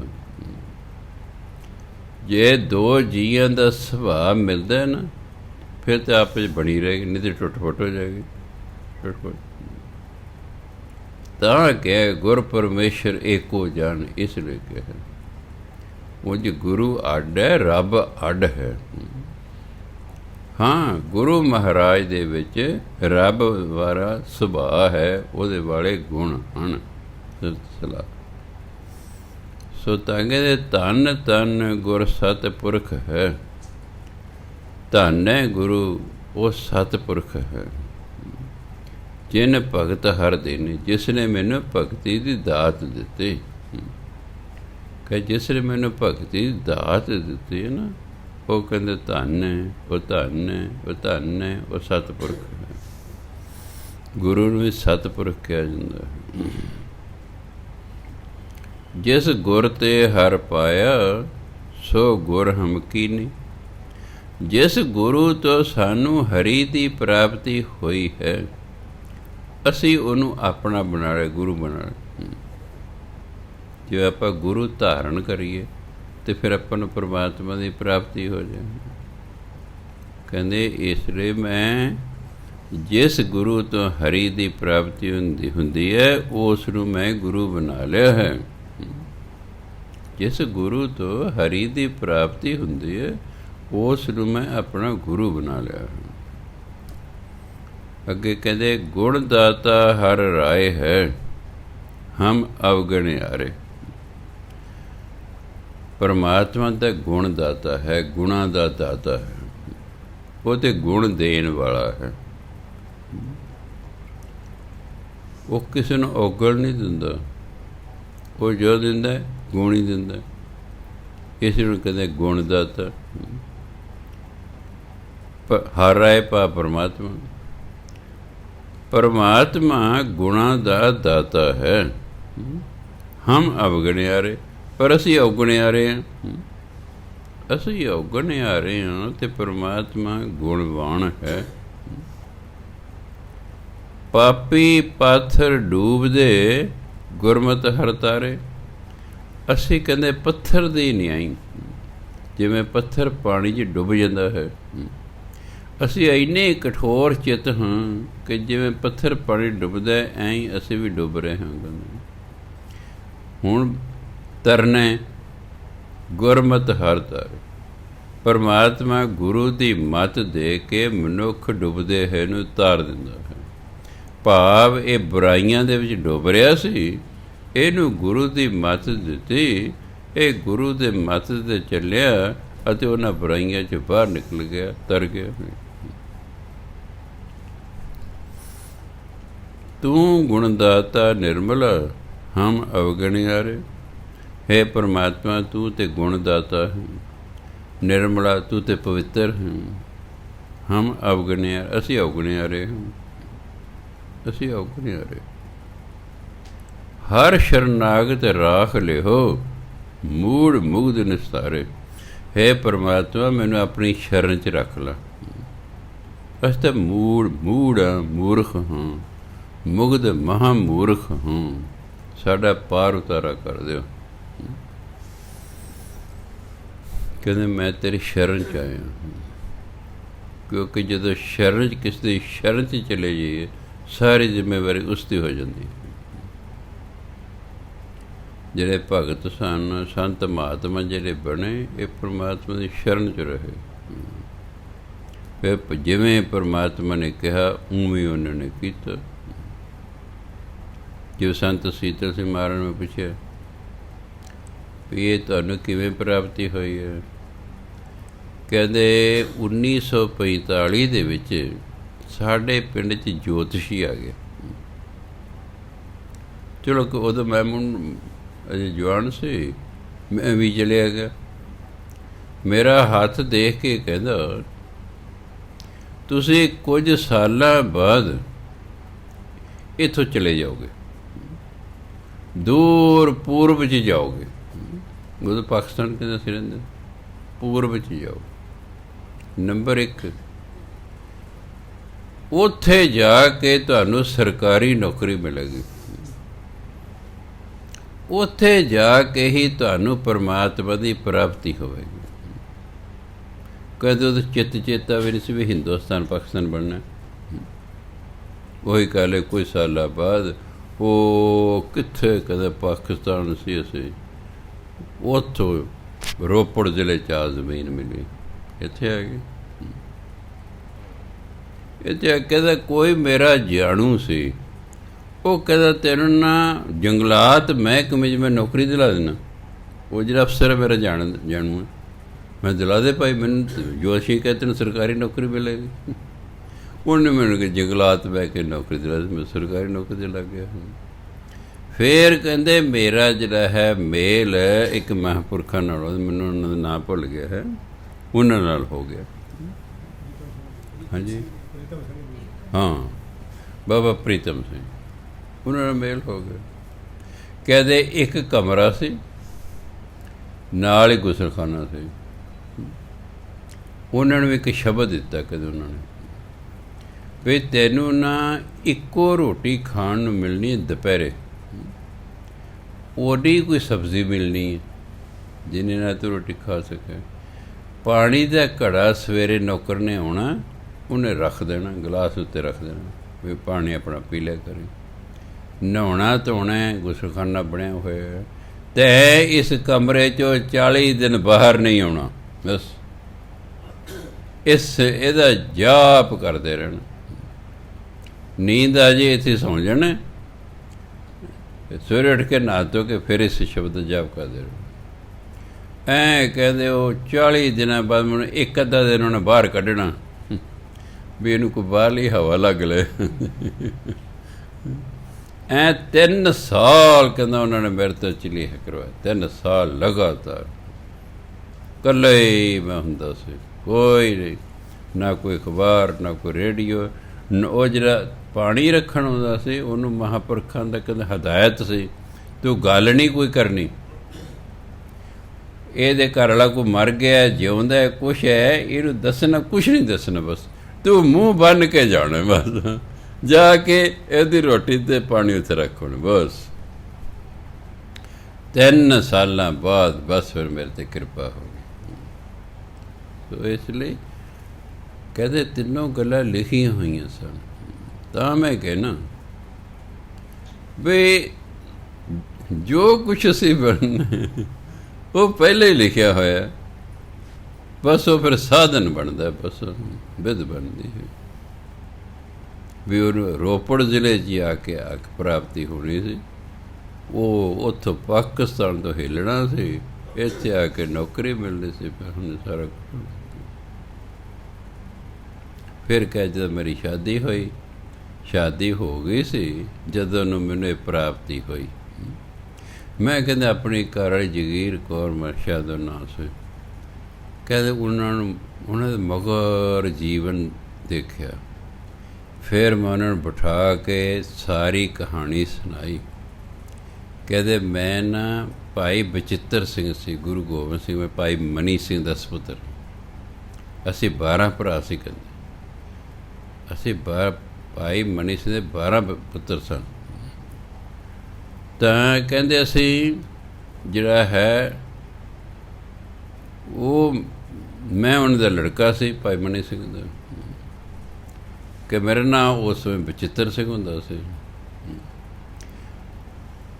ਦੁਸ਼ਮਣਾਂ ਨੇ ਸ਼ਰਾਬੀ ਹਾਥੀ ਛੱਡਤਾ ਬਈ ਜਿਹੜੇ ਕਿਲੇ 'ਚ ਸਿੱਖ ਤੇ ਗੁਰੂ ਮਹਾਰਾਜ ਰਹਿੰਦੇ ਨੇ, ਉਹ ਟੱਕਰਾਂ ਮਾਰ ਕੇ ਦਰਵਾਜ਼ਾ ਤੋੜ ਦੇਵੇ ਤੇ ਅਸੀਂ ਅੰਦਰ ਵੜ ਜਾਏਂਗੇ। ਸੂਈਆਂ ਨੇ ਆ ਕੇ ਦਸਮ ਪਾਤਸ਼ਾਹ ਨੂੰ ਦੱਸਿਆ ਜੀ ਬਈ ਸ਼ਰਾਬੀ ਹਾਥੀ ਉਹਨਾਂ ਛੱਡਤਾ, ਉਹਦਾ ਸਿਰ ਜਿਹੜਾ ਹੈ ਉਹ ਲੋਹੇ ਦੇ ਨਾਲ ਉਹਨਾਂ ਜੜਤਾ ਵੀ ਤਾਂ ਕੋਈ ਚੀਜ਼ ਨਾ ਵੱਜੇ, ਵੀ ਜਿਵੇਂ ਢਾਲ ਬਣਦੀ ਦੀ ਇਸ ਤਰ੍ਹਾਂ। ਚਲੋ ਜੀ, ਕਹਿ ਦਸਮ ਪਾਤਸ਼ਾਹ ਨੇ ਮੈਨੂੰ ਸੱਦੇ। ਮੇਰਾ ਤਾਂ ਕੱਦ ਛੋਟਾ ਹੁੰਦਾ ਸੀ, ਹੁਣ ਤੇ ਕੱਦ ਲੰਬੇ ਨਾ, ਮੇਰੇ ਕੱਦ ਬਦਲ। ਕਹਿੰਦਾ ਬਈ ਬਚਿੱਤਰ ਸਿੰਘ ਤੈਂ ਉਹ ਜਿਹੜਾ ਹਾਥੀ ਹੈ ਉਹਦੇ ਨਾਲ ਲੜਨਾ, ਉਹਨੂੰ ਮਾਰਨਾ। ਕਹਿੰਦਾ ਮੈਂ ਸੋਚਿਆ ਵੀ ਉਹ ਸ਼ਰਾਬੀ ਹਾਥੀ ਹੈ, ਮੇਰੇ 'ਚ ਪਾਈਆ ਜਾਣ। ਕਹਿੰਦੇ ਉਹਨਾਂ ਨੇ ਮੈਨੂੰ ਸਮਝਾਇਆ ਘੋੜੇ 'ਤੇ। ਮੈਨੂੰ ਕਹਿੰਦੇ ਘੋੜੇ 'ਤੇ, ਕਹਿੰਦੇ ਘੋੜੇ 'ਤੇ ਚੜ੍ਹ ਗਿਆ। ਕਹਿੰਦੇ ਜਦੋਂ ਹਾਥੀ ਤੇਰੇ ਬਿਲਕੁਲ ਸਾਹਮਣੇ ਆਵੇਗਾ ਨਾ, ਕਿਉਂਕਿ ਤੂੰ ਗੇਟ ਅੱਗੇ ਖੜਾ ਹੋਏਗਾ, ਉਹਨੇ ਗੇਟ ਵੱਲ ਨੂੰ ਆਉਣਾ। ਜਦੋਂ ਤੇਰੇ ਸਾਹਮਣੇ ਆਏਗਾ ਤੂੰ ਘੋੜੇ ਦੀ ਲਗਾਮ ਖਿੱਚਦੀ। ਇਹ ਘੋੜਾ ਬੜਾ ਟ੍ਰੇਨਡ ਹੈ, ਇਹ ਆਪਣੀਆਂ ਅਗਲੀ ਲੱਤਾਂ ਉੱਪਰ ਨੂੰ ਚੱਕੂਗਾ।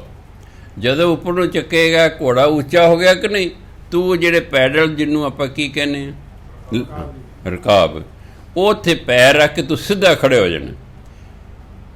ਆ ਲੈ ਸਾਡੇ ਨੇਜ਼ਾ ਜਿਹਨੂੰ ਨਾਗਣੀ ਕਹਿੰਦੇ ਸੀ, ਬਸ ਕਹਿੰਦੇ ਤੂੰ ਉਹਦੇ ਮੱਥੇ 'ਚ ਮਾਰਨੀ, ਬਸ ਸਾਰੇ ਜ਼ੋਰ ਨਾਲ। ਉਹਨੂੰ ਜਾਚ ਦੱਸਦੀ ਵੀ ਇਸ ਤਰ੍ਹਾਂ। ਕਹਿੰਦੇ ਮਹਾਰਾਜ ਜੀ ਇਹ ਤਾਂ ਹੋ ਸਕਦਾ ਜੇ ਤੁਸੀਂ ਮੇਰੇ ਨਾਲ ਹੋ। ਕਹਿੰਦੇ ਕੋਈ ਨਹੀਂ, ਅਸੀਂ ਤੇਰੇ ਨਾਲ ਫਿਕਰ ਨਾ ਕਰਦੇ। ਕਹਿੰਦਾ ਆਇਆ ਹਾਥੀ, ਉਹੀ ਗੱਲ ਕੀਤੀ, ਮੈਂ ਲਗਾਮ ਖਿੱਚੀ, ਘੋੜਾ ਉੱਚਾ ਹੋ ਗਿਆ, ਅੱਗੋਂ ਉੱਚਾ ਹੋ ਗਿਆ, ਮੈਂ ਸਿੱਧਾ ਖੜਾ ਹੋ ਗਿਆ ਉਹਨਾਂ 'ਤੇ ਨੇਜ਼ਾ। ਜਦੋਂ ਹਾਥੀ ਸੇਜ, ਉਹ ਹਾਥੀ ਮੇਰੇ ਸੇਧ ਜਾ ਕੇ ਹੱਥ ਦੇ।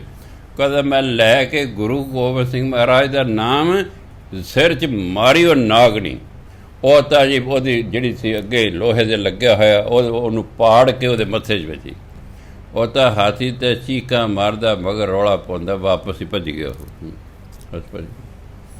ਚਲੋ ਸਮਾਂ ਆਇਆ, ਕਹਿੰਦੇ ਛੱਡਣਾ ਪੈ ਗਿਆ ਸਾਨੂੰ ਅਨੰਦਪੁਰ ਸਾਹਿਬ। ਜਦੋਂ ਅਸੀਂ ਟੱਪ ਲਈ ਇਹ ਕਿਹੜਾ ਸਰਸਾ ਦਰਿਆ, ਰੋਪੜ ਜਾਣਾ ਸੀ, ਰਾਹ ਦੇ ਰੰਗੜਾ ਨੇ ਸਾਡੇ 'ਤੇ ਹਮਲਾ ਕਰਤਾ। ਉੱਥੇ ਜਿਹੜਾ ਹੈ ਬੈਣ ਨੂੰ ਬਹੁਤ ਜ਼ਖਮ ਹੋ ਗਏ। ਗੁਰੂ ਮਹਾਰਾਜ ਸੋਚਿਆ ਵੀ ਇਹ ਸਿੰਘ ਹੁਣ ਜ਼ਿਆਦਾ ਜ਼ਖਮੀ ਹੋ ਗਿਆ, ਅੱਗੇ ਜਾ ਨਹੀਂ ਸਕਦਾ। ਉਹ ਫਿਰ ਜਿਹੜਾ ਪੱਠਾ ਸਾਹਿਬ ਦੇ ਨਾਲ ਪਿੰਡ ਹੈ, ਉੱਥੇ ਇੱਕ ਮੁਸਲਮਾਨ ਸੀ, ਗੁਰੂ ਮਹਾਰਾਜ ਦਾ ਬਹੁਤ ਸਮੇਂ ਤੋਂ ਸ਼ਰਧਾਲੂ ਸੀ। ਉਹਨੂੰ ਸੱਦਿਆ, ਕਹਿੰਦੇ ਵੀ ਆਹ ਸਾਡਾ ਸਿੰਘ ਹੈ, ਇਹਨੂੰ ਆਪਣੇ ਘਰ ਲੈ ਜਾ, ਚੋਰੀ ਛਿਪੀ ਮਲਮ ਪੱਟੀ ਕਰਾਈ, ਕਿਉਂਕਿ ਮੀਤਾ ਤੋਂ ਹਸਪਤਾਲ ਲਿਜਾ ਨਹੀਂ ਸਕਦਾ, ਸਾਡੇ ਮਗਰ ਲੱਗੇ ਹੋਏ ਨੇ। ਚੋਰੀ ਛਿਪੀ ਮਲਮ ਪੱਟੀ ਕਰਾਈ, ਜੇ ਤੇ ਗਿਆ ਬਚ, ਇਹਦੀ ਦਿਵ ਦ੍ਰਿਸ਼ਟੀ ਖੁੱਲੀ ਆ, ਆਪੇ ਸਾਨੂੰ ਮਿਲ ਪਏਗਾ। ਜੇ ਕਿਤੇ ਹੋ ਗਿਆ ਭਾਈ ਸਵਰਗਵਾਸ, ਫਿਰ ਤੂੰ ਰਾਤੇ ਬਰਾਤੇ ਸੰਸਕਾਰ ਕਰ। ਕਹਿੰਦੇ ਲਓ ਜੀ, 2 ਕੁ ਦਿਨ ਲੰਘੇ, ਕਿਸੇ ਨੇ ਥਾਣੇਦਾਰ ਨੂੰ ਜਾ ਕੇ ਸੂਹ ਦੇਤੀ। ਥਾਣੇਦਾਰ ਨੂੰ ਸੂਹ ਦੇਤੀ ਕਿ ਜਿਹੜਾ ਹੈ ਇਹਨਾਂ ਦੇ ਘਰ ਕੋਈ ਸਿੱਖ ਰਹਿੰਦਾ। ਕਹਿੰਦੇ ਲੋਕਾਂ ਨੇ ਇਹ ਤਾਂ ਪਤਾ ਸੀ ਵੀ 6ਵੇਂ ਪਾਤਸ਼ਾਹ ਤੋਂ ਗੁਰੂ ਘਰ ਦੇ ਸ਼ਰਧਾਲੂ ਨੇ, ਸਿੱਖ ਰਹਿੰਦਾ ਕੋਈ।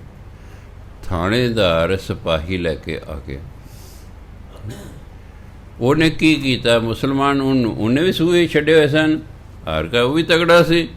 ਉਹਨੂੰ ਆ ਕੇ ਦੱਸਿਆ ਕਿਸੇ ਨੇ ਵੀ ਥਾਣੇਦਾਰ ਸਿਪਾਹੀ ਲੈ ਕੇ ਤੁਹਾਡੇ ਘਰ ਵੱਲ ਨੂੰ ਆ ਰਿਹਾ ਹੈ, ਵੀ ਤੁਹਾਡੇ ਘਰ ਕੋਈ ਓਪਰਾ ਬੰਦਾ।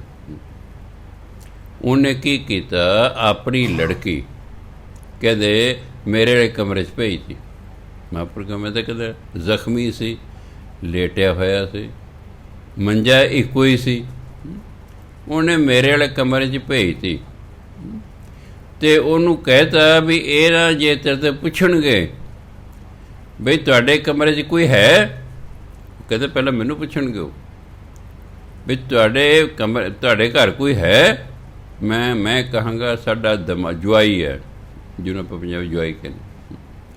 ਉਹ ਫਿਰ ਅੱਗੇ ਪਰਦਾ ਹੋਏਗਾ, ਅੰਦਰ ਨਹੀਂ ਆਉਂਦੇ। ਜਿੱਥੇ ਪਤੀ ਪਤਨੀ ਜਿਸ ਕਮਰੇ 'ਚ ਹੁਣ ਮੁਸਲਮਾਨਾਂ ਦੀ ਜਿਹੜੀ ਪੁਲਿਸ ਅੰਦਰ ਨਹੀਂ ਜਾਂਦੀ, ਉਹ ਫਿਰ ਤੈਨੂੰ ਪੁੱਛਣਗੇ ਵੀ ਤੇਰੇ ਕਮਰੇ 'ਚ ਕੌਣ ਹੈ, ਤੂੰ ਕਹਦੇ ਮੇਰਾ ਖਾਵੰਦ ਹੈ, ਵੀ ਪਤੀ ਹੈ ਮੇਰਾ। ਚਲੋ ਜੀ, ਉਹ 16-17 ਸਾਲਾਂ ਦੀ ਲੜਕੀ ਸੀ। ਕਹਿੰਦੇ ਉਹ ਮੇਰੇ ਨਾਲ ਮੰਜੇ 'ਤੇ ਲੇਟ ਗਈ। ਮੈਂ ਕਿਹਾ ਵੀ ਇਹਨੂੰ ਟੱਚ ਨਹੀਂ ਕਰਨਾ, ਸਰੀਰ ਨਾ ਛੂਹੇ। ਮੈਂ ਆਪਣਾ ਸਿਰਹਾਣਾ ਆਪਣੇ ਤੇ ਉਹਦੇ ਵਿਚਾਲੇ ਰੱਖ ਲਿਆ ਵੀ ਤਾਂ ਜੋ ਇੱਕ ਦਿਨ ਛੋਹ ਨਾ ਸਕੀ। ਆ ਗਈ ਜੀ ਪੁਲਿਸ। ਕਹਿੰਦੇ ਕੁੜੀ ਦੇ ਬਾਪ ਨੂੰ, ਕਹਿੰਦੇ ਵੀ ਤੁਹਾਡੇ ਘਰ ਜਿਹੜਾ ਹੈ ਕੋਈ ਬੰਦਾ ਹੈਗਾ? ਕਹਿੰਦੇ ਹਾਂਜੀ ਹੈਗਾ। ਕੌਣ ਹੈ? ਕਹਿੰਦੇ ਸਾਡਾ ਜਵਾਈ ਹੈ ਜੀ।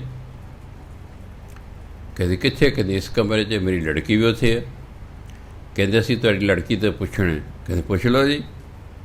ਉਹ ਦਰਵਾਜ਼ੇ ਕੇ ਖਲੋ ਕੇ ਕਹਿੰਦੇ ਭਾਈ ਜਿਹੜਾ ਤੇ ਅੰਦਰ ਬੰਦਾ ਹੈ ਇਹ ਕੌਣ ਹੈ? ਕਹਿੰਦੇ ਮੇਰਾ ਪਤੀ ਹੈ। ਉਹ 3 ਵਾਰੀ ਪੁੱਛਦੇ ਨੇ ਬਸ। ਫਿਰ ਪੁੱਛੇ ਕੌਣ ਹੈ? ਕਹਿੰਦੇ ਮੇਰਾ ਪਤੀ ਹੈ। ਫਿਰ ਪੁੱਛੇ ਕੌਣ ਹੈ? ਕਹਿੰਦੇ ਮੇਰਾ ਪਤੀ ਹੈ। ਉਹ ਚਲੇ ਗਏ ਜੀ, ਵਾਪਸ ਚਲੇ ਗਏ। ਕਹਿੰਦੇ ਮੇਰੀ ਦੂਜੇ ਤੀਜੇ ਦਿਨ ਡੈਥ ਹੋ ਗਈ। ਇਹ ਫਿਰ ਮੈਂ ਆਪਣੀ ਘਰ ਨੂੰ ਕਿਹਾ ਵੀ ਤੂੰ ਉਹੀ ਲੜਕੀ ਹੈ ਮੁਸਲਮਾਨਾਂ ਦੀ, ਕਿਉਂਕਿ ਤੂੰ 3 ਵਾਰੀ ਅੱਲਾ ਦਾ ਨਾਮ ਲੈ ਕੇ ਮੈਂ ਅੱਲਾ ਤਾਲਾ ਦੀ ਸਹੁੰ ਖਾਨੀ ਹੈ ਮੇਰਾ ਪਤੀ ਹੈ, ਇਸ ਲਈ ਫਿਰ ਸੰਜੋਗ ਬਣਨੇ ਸਨ। ਉਹ ਫਿਰ ਇੰਨੇ 100 ਸਾਲਾਂ ਬਾਅਦ ਤੇਰੀ ਮੇਰੀ ਸ਼ਾਦੀ ਹੋਈ ਹੈ। ਇਹ ਬਣਦੇ ਸੰਜੋਗ। ਸੋ ਇਸ ਲਈ ਇਹ ਲਿਖਿਆ ਤੇ ਸਭ ਕੁਛ ਹੈ, ਸਭ ਕੁਝ ਲਿਖਿਆ। ਸਾਨੂੰ ਨਾ ਪਤਾ ਹੋਣ ਕਰਕੇ ਅਸੀਂ ਚੱਕਰਾਂ 'ਚ ਪੈ ਰਹਿੰਦੇ ਹਾਂ। ਸੋ ਇਸ ਲਈ ਹੁਣ ਇਹੋ ਜਿਹੇ ਮੈਨੂੰ ਅਫਸੋਸ ਹੈ ਕਿ ਉਹਨਾਂ ਦੇ ਸਰੀਰ ਤਿਆਗਣ ਤੋਂ ਬਾਅਦ ਮੈਨੂੰ ਅਜੇ ਕੋਈ ਉਹੋ ਜਿਹਾ ਸਾਧੂ ਹੀ ਨਹੀਂ ਟੱਕਰਿਆ। ਸਾਧੂ ਨਾਲ ਤਾਂ ਮੇਰਾ ਮੇਲ ਹੁੰਦਾ ਰਹਿੰਦਾ। ਪਰਸੋਂ ਮੈਂ ਉੱਥੇ ਅਕਾਲ ਤਖਤ 'ਤੇ ਗਿਆ ਸੀ, ਬੜੇ ਸਾਧੂ ਸਨ ਜਿਹੜੇ ਮੈਨੂੰ ਜਾਣਦੇ ਸਨ, ਉਹਨਾਂ ਬੜਾ ਮੇਲ ਹੋਇਆ।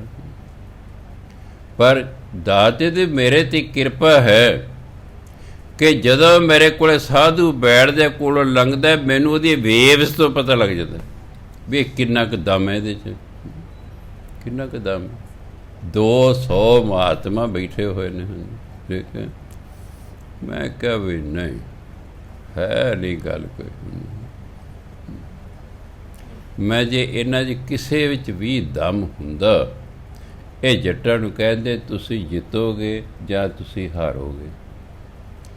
ਵੀ ਜੇ ਤੁਸੀਂ ਹਾਰੋਗੇ ਕੀ ਫਾਇਦਾ ਇੱਥੇ ਬੈਠੇ ਰਹਿਣ ਦਾ, ਫਲਾਣੀ ਤਰੀਕ ਨੂੰ ਤੁਸੀਂ ਹਾਰ ਜਾਣਾ।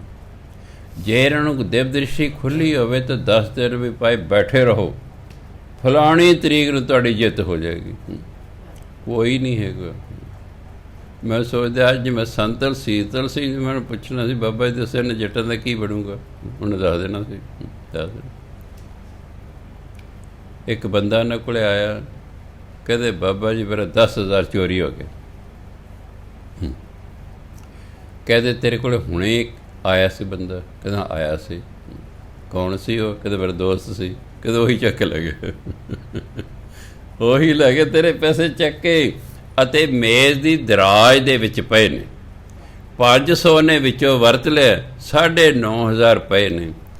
ਕਹਿੰਦਾ ਜੀ ਫਿਰ ਕਿਵੇਂ ਕਰਾਂ? ਕਹਿ ਤੂੰ ਇਹ ਨਾ ਕਿ ਮੇਰੇ ਤੂੰ ਪੈਸੇ ਚੱਕ ਲੈ, ਤੂੰ ਇਹ ਕਿ ਵੀ ਮੈਨੂੰ ਭਰਾਵਾ ਬਹੁਤ ਸਖਤ ਲੋੜ ਪੈ ਗਈ ਪੈਸਿਆਂ ਦੀ, ਜਿੱਥੋਂ ਮਰਜ਼ੀ ਹੈ ਲਿਆ ਕੇ ਦੇ, 10,000 ਰੁਪਈਆ ਲਿਆ ਕੇ ਦੇ।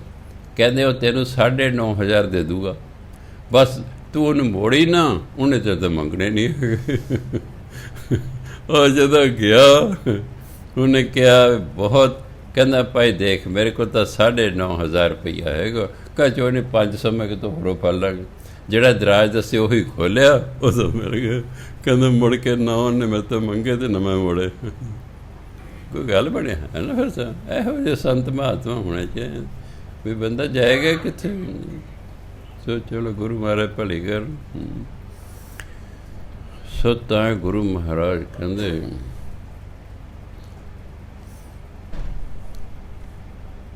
ਸਹਿਜ ਆਨੰਦ ਸਦਾ ਗੁਰਮਤੀ, ਹਰ ਹਰ ਮਨ ਧਿਆਇਆ। ਜਦੋਂ ਹਰੀ ਨੂੰ ਗੁਰੂ ਦੀ ਮੱਤ 'ਤੇ ਚੱਲ ਕੇ ਹਰੀ ਨੂੰ ਧਿਆਇਆ, ਸਹਿਜ ਆਨੰਦ, ਫਿਰ ਸਹਿਜ ਸਬਾਈ ਆਨੰਦ ਦੀ ਪ੍ਰਾਪਤੀ ਹੋ। ਆਨੰਦ ਇੱਕ ਐਸੀ ਅਵਸਥਾ ਹੈ ਜਿਹੜੀ ਚੇਂਜ ਨਹੀਂ ਹੁੰਦੀ। ਖੁਸ਼ੀ ਦਾ ਵਿਰੋਧੀ ਸ਼ਬਦ ਹੈ ਗਮੀ, ਸੁੱਖ ਦਾ ਵਿਰੋਧੀ ਸ਼ਬਦ ਹੈ ਦੁੱਖ, ਆਨੰਦ ਦਾ ਵਿਰੋਧੀ ਸ਼ਬਦ ਹੀ ਕੋਈ ਨਹੀਂ। ਆਨੰਦ ਉਦੋਂ ਪ੍ਰਾਪਤ ਹੁੰਦਾ ਜਦੋਂ ਸਾਨੂੰ ਪਰਮਾਤਮਾ ਦੀ ਪ੍ਰਾਪਤੀ ਹੋ ਜਾਏ। ਉਦੋਂ ਪਹਿਲਾਂ ਆਨੰਦ ਦੀ ਪ੍ਰਾਪਤੀ ਨਹੀਂ ਹੁੰਦੀ। ਉਦੋਂ ਪਹਿਲਾਂ ਸੁੱਖ ਦੇ ਮਿਲਦਾ, ਆਨੰਦ ਨਹੀਂ ਮਿਲਦਾ। ਜਦੋਂ ਪਰਮਾਤਮਾ ਦੀ ਪ੍ਰਾਪਤੀ ਹੋ ਜਾਂਦੀ ਹੈ ਫਿਰ ਆਨੰਦ ਹੀ ਆਨੰਦ। ਫਿਰ ਉਹਨਾਂ ਨੂੰ ਭਾਵੇਂ ਉਹਨੂੰ ਤੱਤੀ ਤਵੀ 'ਤੇ ਬਿਠਾ ਦਿਓ, ਅਤੇ ਚਾਹੇ ਆਰੇ ਨਾਲ ਚੀਰ ਦਿਓ, ਅਤੇ ਚਾਹੇ ਦੇਗ 'ਚ ਬਾਲ ਦਿਓ, ਅਤੇ ਚਾਹੇ ਖੋਪਰੀ ਲਾ ਦਿਓ, ਚਾਹੇ ਬੰਦ ਕੱਢ ਦਿਓ, ਚਾਹੇ ਜਮੂਰਨ ਨਾਲ ਮਾਸ ਨੋਚ ਦਿਓ, ਨਹੀਂ, ਉਹ ਅੰਦਰੋਂ ਆਨੰਦ 'ਚ ਹੀ ਰਹਿੰਦਾ। ਇੱਕ ਐਸੀ ਅਵਸਥਾ ਹੈ। ਸੋ ਪਰਮਾਤਮਾ ਦੀ ਜਦੋਂ ਪ੍ਰਾਪਤੀ ਹੁੰਦੀ ਹੈ ਫਿਰ ਉਹ ਆਨੰਦ ਦੀ ਅਵਸਥਾ ਪ੍ਰਾਪਤ ਹੁੰਦੀ ਹੈ। ਸੱਜਣ ਹਰ ਪ੍ਰਭ ਪਾਇਆ, ਕਰ ਸੋਹਿਲਾ ਗਾਇਆ। ਸੋਹਿਲਾ ਹੁੰਦਾ ਖੁਸ਼ੀ ਦਾ ਗੀਤ, ਪਰਮਾਤਮਾ ਸਿਫਤ ਸਲਾਹ ਦਾ ਗੀਤ। ਜਦੋਂ ਕਹਿੰਦੇ ਮੈਂ ਆਪਣੇ ਘਰ ਆਪਣੇ ਹਿਰਦੇ 'ਚ ਪਰਮਾਤਮਾ ਦੀ ਸਿਫਤ ਸਲਾਹ ਦਾ ਗੀਤ ਗਾਇਆ, ਸੱਜਣ ਹਰ ਪ੍ਰਭ ਪਾਇਆ, ਮੈਨੂੰ ਹਰੀ ਜੋ ਪ੍ਰਭੂ ਜੋ ਸੱਜਣ ਹੈ ਉਹਦੀ ਪ੍ਰਾਪਤੀ ਹੋ ਗਈ, ਉਹਦੀ ਪ੍ਰਾਪਤੀ ਹੋ ਗਈ। ਮਨ ਕਰਕੇ ਸੀ ਨਾਮ ਜਪਣਾ। ਗਾਉਣਾ ਹੁੰਦਾ ਬੜੀ ਖੁਸ਼ੀ ਨਾਲ ਗਾਓ, ਰੱਬ ਦੀ ਪ੍ਰਾਪਤੀ ਲਈ ਗਾਓ, ਨਾ ਕਿ ਮਾਇਆ ਲਈ ਗਾਉਣਾ। ਬਾਣੀ ਪੜ੍ਹੋ ਰੱਬ ਦੀ ਪ੍ਰਾਪਤੀ ਲਈ ਪੜ੍ਹੋ, ਨਾ ਕਿ 200 ਰੁਪਈਆ ਲੈਣਾ। ਕੀਰਤਨ ਕਰਨਾ ਹੈ ਰੱਬ ਦੀ ਪ੍ਰਾਪਤੀ ਲਈ ਕਰੋ, ਨਾ ਕਿ 1100 ਜਾਂ 2100 ਰੁਪਈਆ ਲੈਣਾ। ਵਡਿਆਈ ਕਰਨੀ ਪ੍ਰਮਾਤਮਾ ਔਰ ਮਨੋ ਕਰਨੀ। ਹਰ ਦਇਆ ਧਾਰ ਪ੍ਰਭ ਬੇਨਤੀ, ਹਰ ਹਰ ਚੇਤਾਇਆ। ਪਰ ਮੇਰੀ ਬੇਨਤੀ ਸੁਣ ਕੇ ਕਹਿੰਦਾ ਪਰਮਾਤਮਾ ਨੇ ਮੇਰੇ 'ਤੇ ਦਇਆ ਕੀਤੀ, ਦਇਆ ਕੀਤੀ। ਹਰ ਹਰ ਚੇਤਾਇਆ, ਮੇਰੇ ਤੋਂ ਪਰਮਾਤਮਾ ਦਾ ਨਾਮ ਯਾਦ ਕਰਵਾਇਆ। ਪਰਮਾਤਮਾ ਨੇ ਕਿਰਪਾ ਕੀਤੀ, ਬੇਨਤੀ ਸੁਣ ਲਈ ਅਤੇ ਮੈਂ ਪਰਮਾਤਮਾ ਦਾ ਨਾਮ ਜਪਣ ਲੱਗ ਪਿਆ। ਜਨ ਨਾਨਕ ਮੰਗੈ ਧੂੜ ਤਿਨ, ਕਹਿੰਦੇ ਗੁਰੂ ਮਹਾਰਾਜ ਕਹਿੰਦੇ ਮੈਂ ਉਹਨਾਂ ਦੀ ਚਰਨ ਧੂੜ ਮੰਗਦਾ ਹਾਂ। ਕਿਹਨਾਂ ਦੀ? ਜਿਨ ਸਤਿਗੁਰ ਪਾਇਆ, ਜਿਨ੍ਹਾਂ ਨੂੰ ਗੁਰੂ ਦੀ ਪ੍ਰਾਪਤੀ ਹੋ ਗਈ, ਜਿਨ੍ਹਾਂ ਨੂੰ ਗੁਰੂ ਦੀ ਪਰਮਾਤਮਾ ਦੀ ਪ੍ਰਾਪਤੀ ਹੋ ਗਈ। ਕਹਿੰਦੇ ਮੈਂ ਉਹਨਾਂ ਦੀ ਚਰਨ ਧੂੜ ਮੰਗਦਾ। ਅਤੇ ਜੇ ਕਿਤੇ ਸਾਧੂ ਪਾਣੀ 'ਚ ਚਰਨ ਪਾ ਦੇਣ ਅਤੇ ਕੋਈ ਨਾਸਤਕ ਜਾਂ ਹੋਰ ਕੱਟੜ ਬੰਦਾ ਉੱਥੋਂ ਵੇਖ ਲਵੇ, ਝੁਲੀਆਂ ਭਰ ਦੇਣ, ਚਲਾ ਪੈਰ ਗੰਦੇ ਹੁੰਦੇ ਨੇ, ਗੰਦਾ ਪਾਣੀ ਪੀਵੀ ਜਾਂਦੇ, ਉਹਨਾਂ ਨੂੰ ਗੰਦਾ ਪਾਣੀ ਲੱਗੂਗਾ। ਨਹੀਂ, ਆਪਾਂ ਹਾਲਾਂਕਿ ਸਾਧੂ ਨਹੀਂ ਹੈਗੇ, ਆਪਾਂ ਸਾਧੂ ਤਾਂ ਨਹੀਂ, ਪਰ ਬੀਬੀ ਜੀ ਬੈਠੇ ਸਨ ਕੁਰਸੀ ਢਾਹ ਕੇ ਵਰਾਂਡੇ 'ਚ, ਕਈ ਸਾਲਾਂ ਦੀ ਗੱਲ ਕਿ ਬੰਦਾ ਆ ਗਿਆ, ਕਹਿੰਦੇ ਮਾਤਾ ਜੀ ਉਹਨੇ ਲੱਤ ਵਿਖਾਈ, ਆਹ ਦੇਖੋ ਮੇਰੀ ਲੱਤ ਕਿੰਨੀ ਖਰਾਬ ਹੈ। ਬੀਬੀ ਸਹਿਸ ਵਕਤ ਭਾਈ ਆਹ ਖੇਲ ਜਿਹੜੀ ਹੈ ਨਾ, ਇਹ 'ਚ ਲੱਤ ਧੋ ਲੈ, ਇਹ 'ਚ ਲੱਤ ਧੋ ਲੈ। ਕਹਿੰਦੇ ਇੱਕ ਹਫ਼ਤਾ ਧੋ ਤੂੰ। ਉਹ 9 ਵਰਨ ਹੋ ਗਏ, ਉਹ 9 ਵਰਨ ਹੋ ਗਏ। ਉਂਝ ਦੇਖੋ ਇਹ ਗੰਦਾ ਪਾਣੀ ਹੈ, ਜੇ ਦੇਖੀਏ ਜੀ ਜਿਸ ਪੈਰ ਧੋਤੇ ਨੇ ਪਾਣੀ ਤੇ ਗੰਦਾ ਨਾ ਹੋ, ਪਰ ਗੱਲ ਤੇ ਸ਼ਰਧਾ ਭਾਵਨਾ ਦੀ ਹੈ। ਜੇ ਸ਼ਰਧਾ ਭਾਵਨਾ ਹੈ ਫਿਰ ਸਭ ਕੁਛ ਹੈ, ਅਤੇ ਜੇ ਸ਼ਰਧਾ ਭਾਵਨਾ ਨਹੀਂ ਤਾਂ ਫਿਰ ਕੁਛ ਵੀ ਨਹੀਂ। ਧਰਮ ਤਾਂ ਸ਼ਰਧਾ ਭਾਵਨਾ 'ਤੇ ਖੜ੍ਹਾ ਹੈ, ਇਹ ਤਰਕ 'ਤੇ ਨਹੀਂ ਖੜ੍ਹਾ। ਸਾਇੰਸ ਸ਼ਰਧਾ ਭਾਵਨਾ 'ਤੇ ਨਹੀਂ ਖੜ੍ਹੀ, ਉਹ ਤਰਕ 'ਤੇ ਖੜ੍ਹੀ, ਉਹ ਤਰਕ 'ਤੇ ਖੜ੍ਹੀ। ਹੁਣ ਤਰਕ ਕੀ ਹੈ? ਨਿਊਟਨ ਨੇ ਸਕੂਲੋਂ ਭੱਜਿਆ, ਹਿਸਾਬ 'ਚ ਕੁੱਟ ਪੈਂਦੀ ਸੀ, ਭੱਜ ਕੇ ਅੰਬ ਦੇ ਦਰਖਤ 'ਤੇ ਸਾਂ ਲੇਟ ਗਿਆ, ਵਿੱਚੋਂ ਜਦ ਸਕੂਲ ਬੰਦ ਹੋਊਗਾ ਮੈਂ ਘਰ ਨੂੰ ਚਲੇ ਜਾਗਾ। ਉੱਤੋਂ ਇੱਕ ਅੰਬ ਡਿੱਗਿਆ ਦਰਖਤ ਤੋਂ, ਬੈਠਾ ਹੋ ਗਿਆ, ਕਹਿੰਦਾ ਕਮਾਲ ਹੈ, ਇਹ ਅੰਬ ਹੇਠਾਂ ਕਿਉਂ ਡਿੱਗਿਆ, ਇਹ ਉੱਪਰ ਨੂੰ ਕਿਉਂ ਨਹੀਂ ਗਿਆ? ਇਹ ਤਰਕ ਹੈ, ਇਹ ਤਰਕ ਵੀ ਅੰਬ ਹੇਠਾਂ ਕਿਉਂ ਡਿੱਗਿਆ, ਉੱਪਰ ਨੂੰ ਕਿਉਂ ਨਹੀਂ ਗਿਆ। ਤੇ ਲੱਗ ਗਿਆ ਤਜਰਬੇ ਕਰਨ, ਤੇ ਸੰਸਾਰ ਦਾ ਬੜਾ ਪ੍ਰਸਿੱਧ ਸਾਇੰਸਦਾਨ ਹੋਇਆ, ਤੇ ਉਹਨੇ ਫਿਰ ਕਾਢ ਕੱਢੀ ਕਿ ਸਾਡੀ ਧਰਤੀ 'ਤੇ ਖਿੱਚਣ ਸ਼ਕਤੀ ਹੈ, ਇਹ ਹਰ ਇੱਕ ਚੀਜ਼ ਨੂੰ ਆਪਣੇ ਵੱਲ ਨੂੰ ਖਿੱਚਦੀ ਹੈ। ਇਹ ਉਹਦੀ ਕਾਢ ਸੀ ਉਹਦੀ। ਇਹ ਤਰਕ ਹੈ ਕਿ ਨਹੀਂ ਵੀ ਅੰਬ ਉੱਪਰ ਨੂੰ ਕਿਉਂ ਨਹੀਂ ਗਿਆ, ਹੇਠਾਂ ਕਿਉਂ ਆਇਆ? ਸੋ ਸਾਇੰਸ ਤਰਕ 'ਤੇ ਖੜੀ, ਧਰਮ ਜਿਹੜਾ ਹੈ ਇਹ ਸ਼ਰਧਾ 'ਤੇ ਖੜਾ। ਜੇ ਸ਼ਰਧਾ ਜੋ ਸ਼ਰਧਾ ਕਰ ਸੇਮ ਦੇ ਗੁਰ ਪਾਰ ਉਤਾਰੋ। ਸੋ ਭਾਈ ਜਦੋਂ ਧਰਮ ਚੱਲਣਾ ਉੱਥੇ ਸ਼ਰਧਾ ਭਾਵਨਾ ਦੀ ਲੋੜ ਹੈ। ਗੁਰੂ ਮਹਾਰਾਜ ਕਿਰਪਾ ਕਰਨ, ਜਿੰਨਾ ਸਮਾਂ ਮਿਲੇ ਆਪਣਾ ਭਜਨ ਬੰਦਗੀ ਕਰਕੇ ਜੀਵਨ ਸਫਲਾ ਕਰਨਾ। ਵਾਹਿਗੁਰੂ ਜੀ ਕਾ ਖਾਲਸਾ, ਵਾਹਿਗੁਰੂ ਜੀ ਕੀ